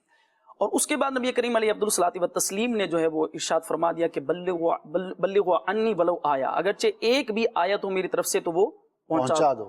تو ہم یہ دیکھتے ہیں کہ اس کے بعد صحابہ کرام علیہ مریدوان نے پوری دنیا کے مختلف مقامات پر ہجرت فرمائی ہے، یعنی جنت البقیع شریف کے اندر صرف 10,000 صحابہ کرام علیہ مریدوان ہیں، اور یعنی دنیا کے مختلف علاقوں کے اندر، کونوں کے اندر آپ چلے جائیں، وہاں صحابہ کرام علیہ مریدوان تبلیغ کے لیے تشریف لے گئے. بے شک. اور ہم ہندوستان کی سرزمین پر دیکھیں تو یعنی ایک سلسلہ یوں تھا کہ جو مشائخ طریقت تھے وہ اپنے مریدین کی، اپنے خلفاء کی باقاعدہ جو ہے وہ ذمہ داری لگاتے تھے کہ یہ علاقے کے اندر تبلیغی کام اور دین اسلام کی تبلیغ و اشاعت کا کام اب تمہاری ذمہ داری ہے. ماشاءاللہ. جو بر صغیر کے اندر ایک بہت بڑا نام ہے حضرت داتا گنج بخش علی حجویری رحمۃ اللہ تعالی علیہ کا. زمانہ جانتا ہے کہ آپ جو ہے وہ غزنی کے ہیں، آپ افغانستان کے ہیں، لیکن آپ کے پیر و مرشد نے آپ کی ذمہ داری لاہور کے اندر لگائی ہے. سبحان اللہ. سبحان. ہم جو ہے وہ اس کے بعد جو ہے وہ دیگر بزرگان دین کی اگر ہم سیرت کو دیکھیں تو حضرت خواجہ معین الدین چشتی اجمیری رحمۃ اللہ تعالی علیہ اتنا بڑا نام ہے کہ لاکھوں لوگ آپ سے جو ہے وہ آپ کے دست حق پرست پر جو ہے وہ اسلام قبول کیا، اور آپ کے ذریعے جو ہے وہ راہ حق پر آئے. حضرت خواجہ معین الدین چشتی اجمیری رحمۃ اللہ تعالی بنیادی طور پر اجمیر شریف کے نہیں ہیں، یہ سیستان کے ہیں، ایران کا ایک علاقہ ہے. تو وہاں سے آپ ہجرت کر کے جب آپ مدینہ طیبہ میں پہنچے تو نبی کریم صلی اللہ تعالی علیہ وسلم نے آپ کی یوں کہیے کہ آپ کو حکم فرمایا کہ آپ جو ہے وہ اجمیر شریف آپ کا مرکز بنے گا اور آپ وہاں جو ہے وہ جائیں. اور اس کے بعد ہم حضرت قطب الدین بختیار کاکی رحمۃ اللہ تعالی کو دیکھیں جو کہ حضرت کے مرید ہیں، ان کی ذمہ داری ہندوستان کے اندر حضرت خواجہ صاحب نے لگائی. پھر اس کے بعد بابا فرید الدین گنج شکر رحمۃ اللہ تعالی علیہ، ان کی ڈیوٹی جو ہے وہ حضرت نے لگائی، جو کہ پرانا اجودن تھا اور موجودہ پاک پتن شریف ہے. ابھی آپ کا آبائی علاقہ نہیں ہے، آپ کا آبائی علاقہ ملتان کا ہے. تو اور جو آپ کے آبا ہیں وہ کسی اور علاقے کے ہیں، وہ کابل کے ہیں بتایا جاتا ہے. تو حضرت بابا فرید الدین گنج شکر رحمۃ اللہ تعالی علیہ کی جو ذمہ داری تھی تبلیغی مسائی کی، وہ پاک پتن شریف کے اندر لگی. پھر آپ نے جو ہے وہ حضرت نظام الدین اولیاء رحمۃ اللہ تعالی علیہ کو جو ہے وہ دہلی شریف کے اندر جو ہے وہ دہلی کے اندر آپ کو حکم فرمایا تبلیغ کرنے کا. تو ان سارے بزرگان دین کی سیرت کو جب ہم دیکھتے ہیں تو یہ پتہ چلتا ہے کہ ان اللہ کے اولیاء نے اپنے آبائی علاقوں کو چھوڑا اور اللہ کے دین کی تبلیغ کے لیے مختلف علاقوں کے اندر سفر کر. ماشاءاللہ جب آپ بیان کر رہے ہیں نا تو ایک تصور بنتا ہے، خاص طور پہ جیسے اس علاقے کے جو آباد لوگ ہیں، یہاں پر غیر مسلم اکثریت تھی صدیوں پہلے، اور آج جو ہے وہ الحمدللہ 98 سے بھی زیادہ پرسنٹیج مسلم پاپولیشن ہے، جس میں ایک بڑی تعداد یہیں کے مقامی افراد کی ہے. تو ہمیں ان اولیاء کرام کا یوں بھی شکر گزار ہونا چاہیے کہ انہی کے دین کی دعوت دینے کی وجہ سے ہو سکتا ہے ہم میں سے کتنے ہوں جن کے آباء و اجداد ان کے ہاتھ پر کلمہ پڑھ کے مسلمان ہوئے، اور پھر وہی نسل چلتی چلتی آج الحمدللہ ہم جو ہے وہ مسلمان ہیں. ہم تو پیدا ہی مسلمانوں کے گھر میں ہوئے. تو یہ ایک ہسٹری کو اگر ہم یوں ذہن میں رکھتے ہیں تو دل ان اولیاء کرام کی محبت میں مزید جو ہے وہ آگے بڑھتا ہے کہ ان کا ہم پر کتنا بڑا احسان ہے.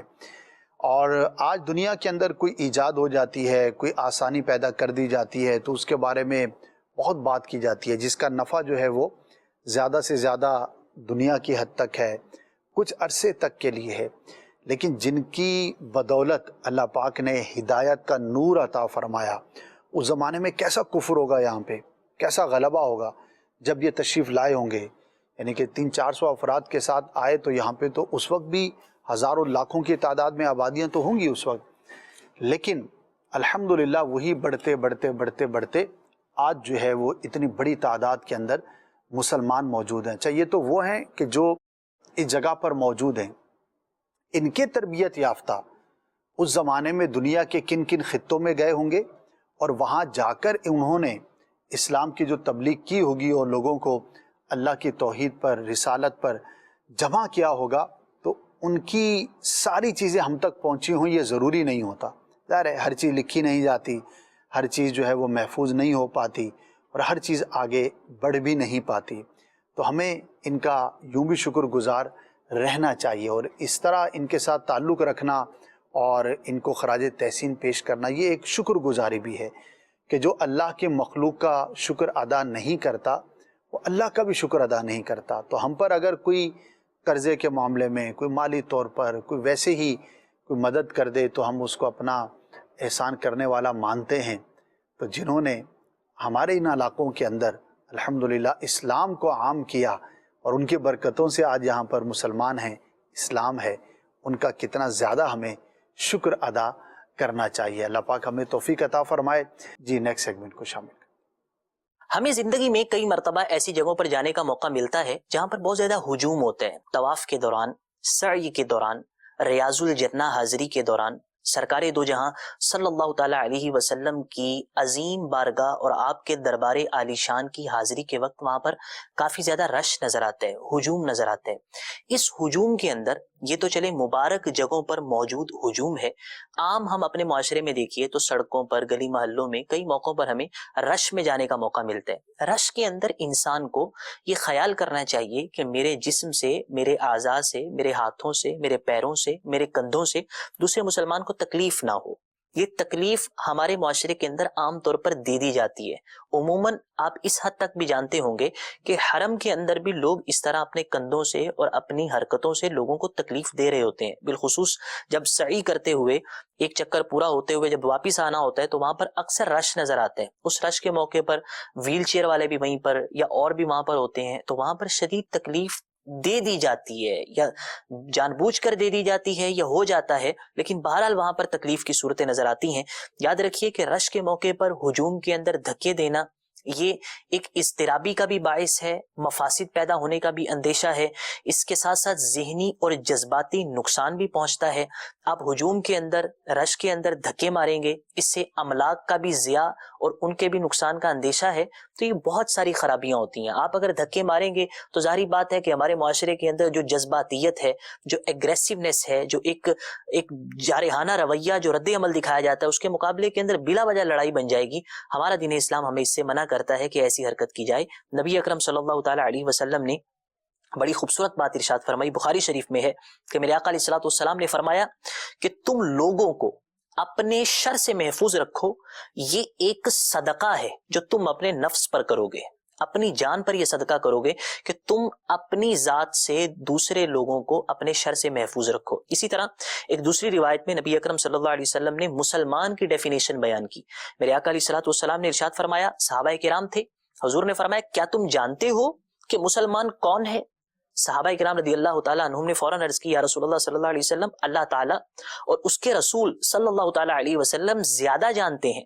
تو میرے آقا علیہ الصلوۃ والسلام نے صحابہ کرام کو بھی بتایا اور فرمایا کہ مسلمان وہ ہے، ڈیفینیشن یہ ہے مسلمان کی، فرمایا مسلمان وہ ہے جس کی زبان اور ہاتھ سے دوسرے مسلمان محفوظ رہیں، وہ ہجوم کے اندر جائے تو دھکے نہ مارے، وہ لوگوں کو تکلیف نہ دے، فرمایا اس کی زبان سے بھی اور اس کے ہاتھوں سے بھی، اور اسی کے عموم کے اندر اس کے بقیہ اعضاء بھی شامل ہو گئے کہ اس سے دوسرے مسلمان محفوظ رہیں۔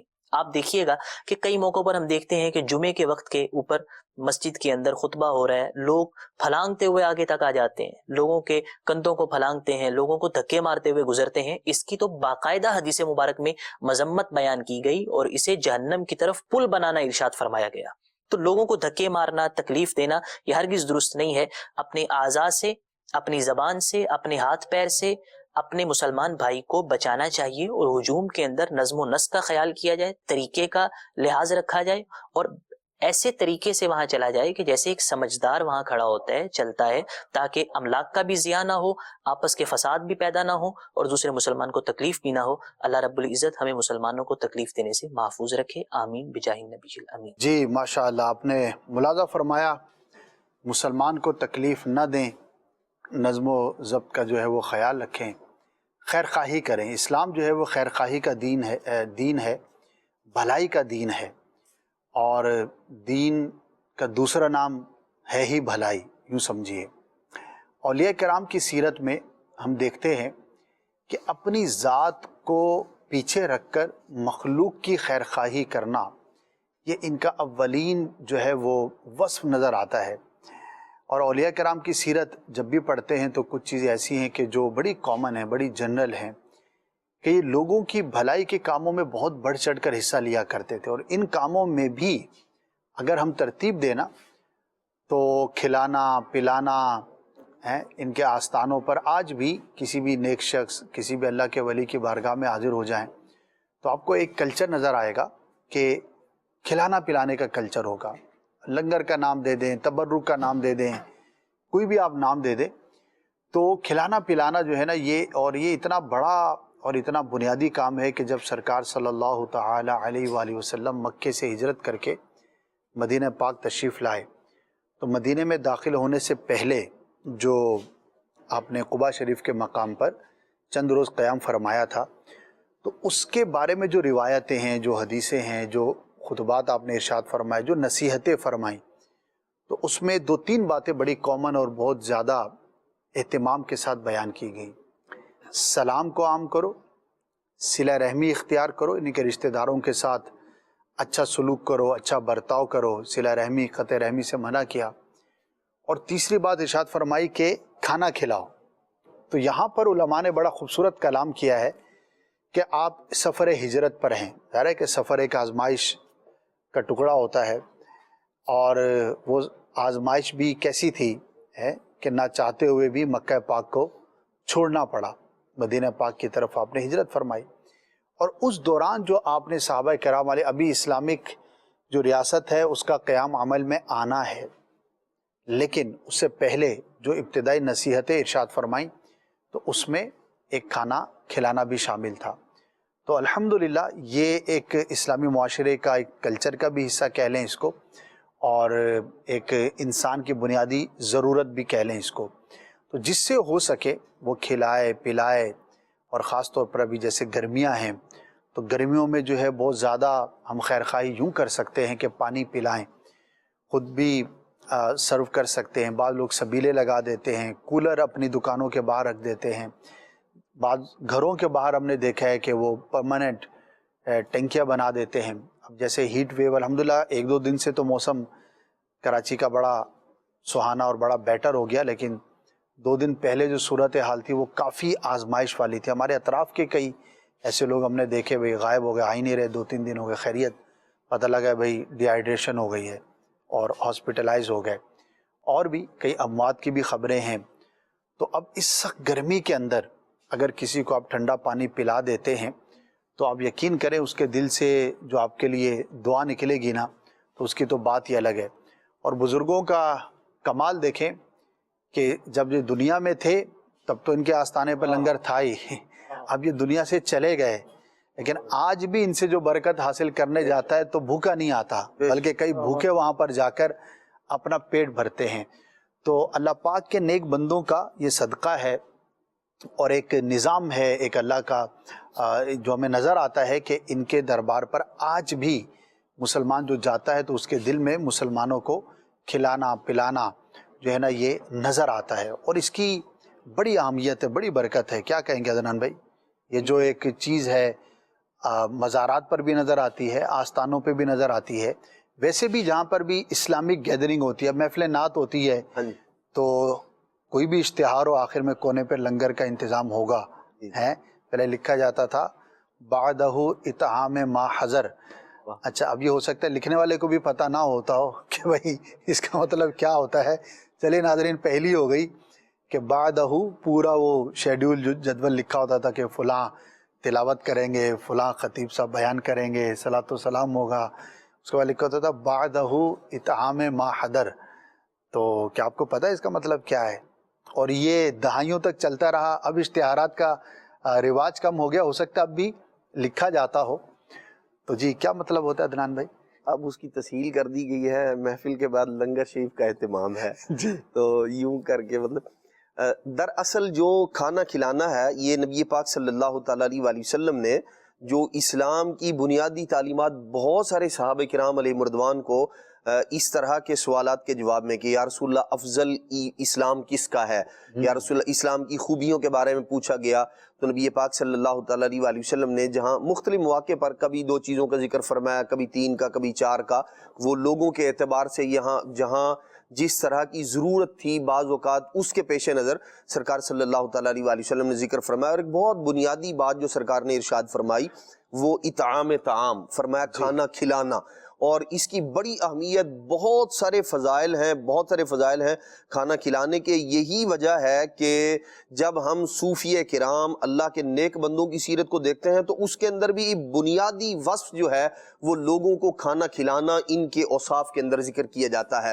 حتیٰ کہ جب ہم حضرت سیدنا غوث پاک رضی اللہ تعالیٰ کی سیرت طیبہ کو دیکھتے ہیں تو آپ کا یہ فرمان موجود ہے, فرماتے ہیں کہ اگر دنیا بھر کی دولت میرے ہاتھ میں ہوتی تو میں اس سے بھوکوں کو کھانا کھلاتا. اللہ, تو اس قدر اہمیت ہے. پھر خود فرماتے ہیں کہ میں نے جو نوافل کے قبیل سے جو نیکیاں ہیں, ارشاد فرماتے ہیں میں نے اس پر غور کیا, فکر کیا, تفکر کیا, فکر کی, تو ارشاد فرماتے ہیں میں اس نتیجے پر پہنچا کہ سب سے افضل کام جو ہے نا وہ لوگوں کو کھانا کھلانا. اور اسی لیے پھر آپ فرماتے تھے کہ دنیا کی دولت ہو تو میں اس سے بھوکوں کو کھانا کھلا دوں. یہی وجہ ہے کہ یہ زندگی کے اندر بھی اپنے پاس آنے والوں کو اللہ تبارک و تعالیٰ کے اولیاء مختلف انداز میں سیراب کرتے ہیں.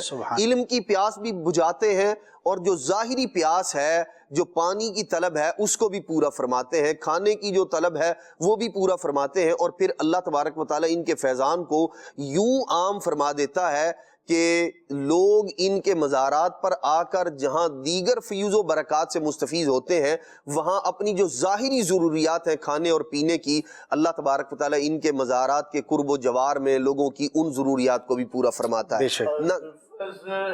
مصطفیٰ از فضل مصطفیٰ صدیوں سے چل رہا ہے, از فضل مصطفیٰ یہ صدیوں سے چل رہا ہے، جاری ہے تیرا لنگر، جاری تیرا یہ لنگر، عبداللہ شاہ غازی، عبداللہ شاہ غازی، عبداللہ شاہ غازی، میرے عبداللہ شاہ غازی، عبداللہ شاہ غازی، جھولی کو میری بھر دے اور مالا مال کر دے، جھولی کو میری بھر دے اور مالا مال کر دے، میرے غریب پرور عبداللہ شاہ غازی، عبداللہ شاہ غازی، عبداللہ شاہ غازی، میرے عبداللہ شاہ غازی، عبداللہ شاہ غازی۔ سبحان اللہ، ماشاء اللہ۔ عدنان بھائی ماشاء اللہ، لنگر کی بات ہوئی، کھلانے پلانے کی بات ہوئی، تو لنگر فقط یہ دیگ ہی ہوگی تبھی کہلائے گا یہ ضروری نہیں، یہ تو ایک بہت اچھی صورت ہے اپنی جگہ پہ، لیکن آپ کچھ بھی پکا کر کسی بھی مسلمان کو پیش کر دیں اور کسی بزرگ کے نیاز کی فاتحہ کی نیت کر لیں تو ثواب کی نیت سے آپ کھلائیں تو انشاءاللہ یہ بہت بڑے اجر کی بات ہے۔ بلکہ میں جب یہ روایت پڑھتا ہوں تو ہر دفعہ ہی ایک لطف آتا ہے کہ ترغیب کا بھی کیا ماشاءاللہ ایک معیار ہے اور کیا زبردست ہے۔ پیارے آقا صلی اللہ تعالی علیہ وسلم نے یہاں تک ارشاد فرمایا کہ سالن میں کچھ پانی سے شوربے کو بڑھا لیا کرو، ہے جو مفہوم ہے۔ اب اس پہ بندہ غور کرے کہ یار یہ لیول کیا ہے ترغیب کا، یعنی کہ پانی بظاہر اس کی کیا قیمت ہے کہ یعنی کہ آپ نے کسی کو کچھ پیش کرنا ہے تو اس کے لیے کوئی بہت زیادہ رقم خرچ نہ بھی کریں، شوربے کو بڑھانے ترغیب کی بات ہے کہ کچھ بھی کر کے منیمم آپ کیا کر سکتے ہیں وہ کر کے ہمسایوں کا خیال رکھیں۔ اور یہ بھی ایک اسلامی معاشرے کی بات ہے، آج بھی الحمدللہ جہاں معاشرے کے نیگیٹیوز کو ہم ایلیبوریٹ کرتے ہیں، ایڈریس کرتے ہیں، وہیں پر پازیٹیوز کو بھی ذکر کرنا چاہیے۔ الحمدللہ آج بھی ہمارے کلچر کے اندر یہ بات ہے کہ لوگ ایک دوسرے کے گھروں میں ہمسایوں کے پاس گھر میں جو سالن بنا ہے، خاص طور پہ کوئی اسپیشل چیز بنی ہے، روٹین سے ہٹ کے چیز بنی ہے تو وہ بھیجا کرتے ہیں۔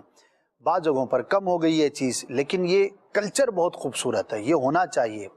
اچھا، اس کے اندر ہی کوئی غریب و امیر کا فرق نہیں ہے، آپ کے گھر میں اللہ نے سب دیا ہے، الحمدللہ ہم اچھا کھاتے ہیں، اللہ کی نعمتیں ہیں، مرضی کا کھا لیتے ہیں، لیکن پھر بھی اگر کوئی ہمیں کوئی چیز بھیجتا ہے تو دل میں یقیناً خوشی ہوتی ہے کہ اچھا لگتا ہے۔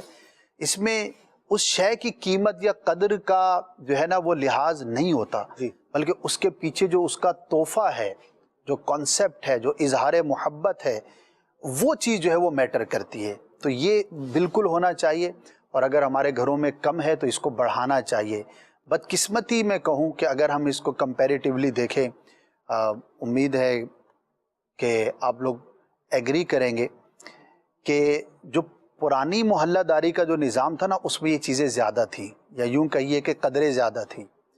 اب جو نیو سوسائٹیز کا جو سسٹم ہے اس میں کئی ایسی ہماری کلچرل چیزیں ہیں جو کم ہو گئیں، نہیں ہونا چاہیے۔ آپ کہیں پہ بھی رہتے ہیں، آپ کسی بھی علاقے کے اندر رہتے ہیں تو یہ لین دین جو ہے یہ جاری رہنا چاہیے۔ اس میں بڑی ہمسائے کے بچے کو تحفہ دے دیا، آپ کے گھر پر کوئی آیا آپ نے اس کو گفٹ پیش کر دیا، ہمسائے کو آپ نے کوئی چیز بنا کر پیش کر دی، کوئی بھی اس طرح کا لین دین کا جو سلسلہ ہوتا ہے تو یہ اصل میں اس کے پیچھے کانسیپٹ ہے، وہ ہے تحفہ، محبت۔ اور تحفے میں اور انعام میں دو چیزیں ایسی ہیں کہ جس میں یہ بطور خاص کہا جاتا ہے کہ اس میں قیمت میٹر نہیں کرتی۔ اسکول میں کالج میں آپ نے بھی پڑھا، بعض اوقات ایک پینسل جو ہے وہ انعام میں دی جاتی تھی، پورے اسکول کے سامنے دی۔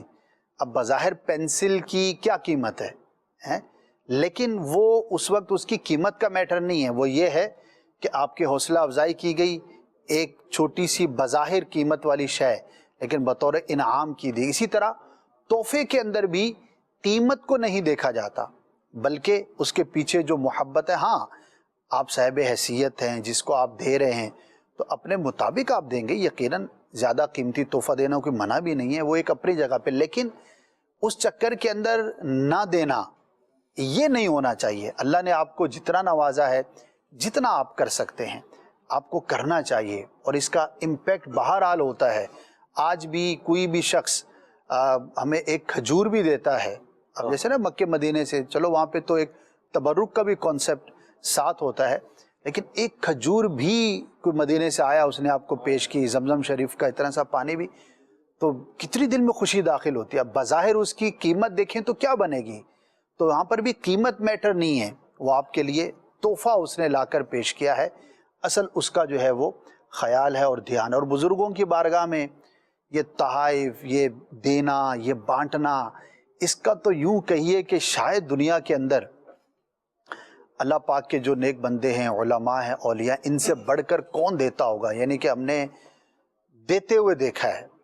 اور مطلب یہ بزرگان دین دیتے بھی ہیں اور پھر اس کو اللہ کا فضل بھی سمجھتے ہیں کہ یہ جو لوگ مستفیض ہو رہے ہیں نا ہم سے، ہمارے پاس آ رہے ہیں۔ سیدی قطب مدینہ رحمۃ اللہ علیہ کا واقعہ جو اسی بار جو ہے وہ میں نے وہاں مدینہ شریف میں سنا، وہ عرض کرتا ہوں۔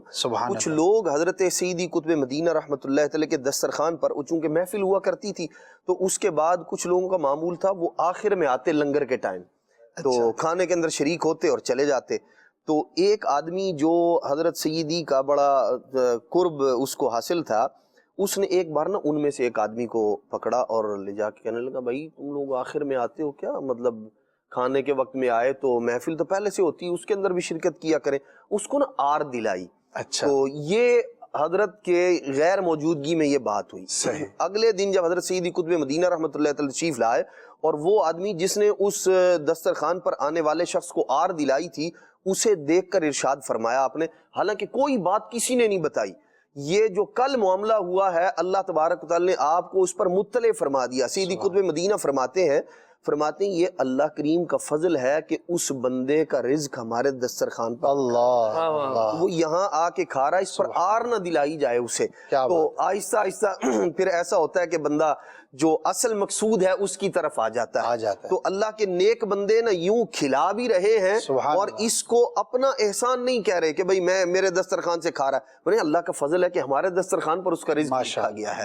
تو یوں ہمیں بھی چاہیے کہ جو لوگ اللہ تبارک و تعالیٰ کی رضا کے لیے جو کھلا رہے ہیں، جو اپنے جو ہمسائے ہیں ان کے ساتھ جو حسن سلوک ہے، کھانا وغیرہ بھیجنے کا ہے یا دیگر اس طرح رشتہ داروں کے اندر جو ہے وہ کھانا بھیجنا یا کھلانا، اس کو یوں سمجھے کہ یہ اللہ کا فضل ہے کہ جو اس کا رزق ہمارے دسترخوان پر اللہ۔ سبحان اللہ، بہت خوبصورت بات، ماشاءاللہ۔ بزرگوں کی، بڑوں کی بڑی باتیں ہیں، ہمارا دل چھوٹا ہوتا ہے، ہم لین دین میں بہت زیادہ ناپ تول کا حساب کتاب کر رہے ہوتے ہیں، لیکن بزرگوں کو دیکھا، ان کا تو یہ حال ہے کہ اگر ان کے پاس جمع ہو جائے اور تھوڑا وقت گزر جائے تو انہیں تشویش ہونا شروع ہو جاتی ہے کہ میرے پاس یہ مال آیا ہوا ہے اور اتنے دن گزر گئے ابھی تک کیوں تقسیم نہ ہوا۔ بلکہ خود سرکار صلی اللہ تعالی علیہ وسلم کی جو عادت کریمہ ہے کہ صبح میں مال آیا اور شام ہونے سے پہلے پہلے سب تقسیم کر دیا۔ آقا کی جب یہ ادا تھی تو آقا کے غلاموں نے بھی وہیں سے سیکھا، تو اہل بیت کرام کا بھی یہی انداز، ایک نہیں دسیوں واقعات کتابوں میں موجود ہیں، مولا علی کے موجود ہیں، سیدہ فاطمہ رضی اللہ تعالی عنہا کے موجود ہیں، امہات المومنین کے موجود ہیں، کہ اتنا مال آیا اور وہ جتنا آیا تھا سونے سے پہلے پہلے جو ہے وہ تقسیم کر دیا۔ تو اللہ پاک ہمیں دینے والا بنایا، اور یہ دیکھا ہے ہم نے کہ جو بانٹتا ہے، جو دیتا ہے، تو اللہ پاک اس کے مال میں برکت عطا فرماتا ہے۔ اولیاء کرام کا تذکرہ اور بات ہو رہی ہے تو ان کی برکت کا تو یہ عالم ہے کہ یہاں پر وہ آدمی کہ جس نے گھر میں شاید پورا سال صدقہ نہ کیا ہو، جب یہاں آتا ہے تو اس کا بھی دل چاہتا ہے کہ یار کچھ نہ کچھ یہاں پہ مجھے کر کے جانا ہے، یعنی کہ اس ماحول کی اور اس جگہ کی ایسی برکت ہوتی ہے کہ دل میں سخاوت پیدا ہوتی ہے۔ تو یہ جو سخاوت ہے یہ بہت بڑے اللہ کے فضل و کرم میں سے ایک فضل اور ایک کرم ہے۔ اللہ پاک ہمیں ان کے صدقے عطا فرمائے اور ان کے نقش قدم پر چلنے کی توفیق عطا فرمائے۔ آخر میں شاید بھی میں چاہوں گا کہ آپ کا وصال اور آپ کی شہادت سے متعلق، تدفین سے متعلق کچھ۔ آپ کی جو شہادت ہے یہ ذوالحجہ شریف میں ہوئی 20 یا 21 تاریخ کو، اور سن جو تھا 151 ہجری ہے۔ اچھا۔ اور آپ کی تدفین جو ہے وہ اسی ٹیلے جو ابھی ہے آپ کا مزار، یہ ٹیلے کے اوپر بنایا گیا۔ پہلے تو یہ ایک یعنی مزار کی صورت نہیں تھی، ایک جھونپڑی سی کی صورت تھی۔ اچھا۔ تو پھر جو ہے وہ اس پر جو ہے وہ تقریباً میں نے جو پڑھا ہے اس کے مطابق ہے تقریباً کوئی 125 سال پہلے ہی جو ہے اس کی مزار کی صورت بنی۔ اچھا۔ اور رب تعالیٰ عز و جل نے آپ کے اس مزار پر انوار پر، جیسا کہ آپ نے بھی ذکر کیا کہ فضل و برکات نازل ہوتی ہیں اور لوگ اس سے حصہ پاتے ہیں۔ بے شک۔ اور ہمارا جو دل ہے وہ اولیاء اکرام سے جو ہے وہ محبت کرتا ہے، راغب ہے، اور واقعی جو ہے وہ ہمیں کچھ وہاں ملتا ہے تو ہم اس کے پاس جاتے ہیں نا، یہ مخلوق وہیں جاتی ہے جہاں کچھ ملتا ہے۔ ایسا ہی۔ اور واقعی جو ہے وہ ان بزرگوں کی بارگاہ میں جانے سے اللہ پاک سے قرب نصیب ہوتا ہے، اللہ کی عبادت کی جانب جو ہے وہ دل مائل ہوتا ہے، دین کی طرف بندہ مائل ہوتا ہے۔ تو واقعی ہمیں ان مزارات پر جانا چاہیے، فضل و برکات حاصل کرنی چاہیے۔ اور آپ نے ایک بات جو کی مجھے بڑی پسند آئی کہ میکسیمم آدمی جو ہے وہ کچھ نہ کچھ خیرات ضرور کرے، کہ جو بندہ خیرات کرتا ہے تو اس کا فائدہ ہی ہوتا ہے۔ ہم یہ سوچتے رہتے ہیں کہ جناب ہمارے پاس کچھ مال آ جائے گا تو پھر خیرات کریں گے، نہیں، جو کچھ بھی ہے تھوڑا سا بھی ہے تو وہ بھی خیرات کر دینا چاہیے، اس سے بھی جو ہے فضل و برکات حاصل ہوں گے۔ اور اگر تھوڑا خیرات آج کریں گے تو کل وہ دن آئے گا کہ ہم زیادہ خیرات کرنے والے بن جائیں گے، اللہ پاک جو ہے وہ خیرات کرنے والے کے رزق میں برکت دیتا ہے۔ تو ان اولیاء کرام کے مزارات پر جا کر سخاوت کا درس بھی ملتا ہے کہ انہوں نے زندگی میں جو ہے وہ لوگوں کو بانٹا، اور آج ان کے اصال ثواب کے لیے لوگ بانٹ رہے ہوتے ہیں، اور جو ہے وہ اپنے لیے سعادت سمجھ رہے ہوتے ہیں، اور اللہ پاک ان کے دلوں میں ڈال دیتا ہے۔ تو گویا کہ اس دنیا میں جانے سے کے بعد بھی جو ان کے صدقہ جاریہ تھے وہ تو جاری ہی ہیں، کہ لوگ بھی جو ہے وہ ان کے لیے جو ہے وہ خیرات کر کے ان کو اصال ثواب کر رہے ہوتے ہیں۔ تو اللہ پاک ہمیں ان سب اولیاء کرام کی فضل و برکات سے مالا مال فرمائے۔ آمین۔ اور دیکھا ہے بڑی سعادت مندی کے ساتھ کر رہے ہوتے ہیں، یعنی کہ بڑے بڑے مالداروں کو اپنے ہاتھ سے کھڑے ہو کر تقسیم کرتے ہوئے دیکھا ہے، یعنی کہ وہ اپنے گھر میں یا اپنے آفس میں جس جاہ و جلال کے ساتھ ہوتے ہیں، لیکن مزارات پر دیکھا ہے جو بولتے ہیں نا ملنگی بنا ہوا ہے، مطلب ایک بالکل سادہ سا بنا ہوا ہے، ننگے پاؤں کھڑا ہوا ہے اور بالکل عاجزی کے ساتھ، یعنی کہ وہ بہت بڑا CEO ہوگا، ترم خواہ ہوگا، بزنس مین ہوگا، لیکن وہاں جا کر اس کی عقیدت، اس کا احترام، اس کے اندر ایک عاجزی کا ایک پہلو نظر آتا ہے لوگوں کے اندر، الحمدللہ۔ تو یہ اس جگہ کی برکتیں ہوتی ہیں۔ اللہ کے نیک بندے بیابان میں قدم رکھ دیں تو اس کو آباد کر دیتے ہیں، اگر کسی کی دل پہ نظر کریں گے تو اس کا دل آباد کیوں نہ ہوگا۔ تو یہ اولیاء کرام کی برکتیں ہیں۔ اللہ پاک ہماری محبتوں کو سلامت رکھے اور ان کے ساتھ وابستہ رہنے، ان کی یاد کرنے اور ان کی سیرت پر عمل کرنے کی توفیق عطا فرمائے۔ اور آخر میں ضرور عرض کروں گا، آپ جو ہے ان کے لیے فاتحہ خوانی کا اہتمام کریں اور دعا کریں، ایصال ثواب کریں، انشاءاللہ اس کی برکتیں حاصل ہوں گی۔ سلسلے کا وقت جو ہے وہ اختتام کو پہنچا، انشاءاللہ صلاۃ و سلام پر سلسلے کو اختتام کرتے ہیں۔ یا نبی سلام علیکہ، یا رسول سلام علیکہ، یا حبیب سلام علیکہ، صلوات اللہ علیکہ، جا کرنے کے وقت آنا، چہرہ انور دکھانا، مکر شیطان سے بچانا، اپنے دامن میں چھپانا، یا نبی سلام علیکہ، یا رسول سلام علیکہ، یا حبیب سلام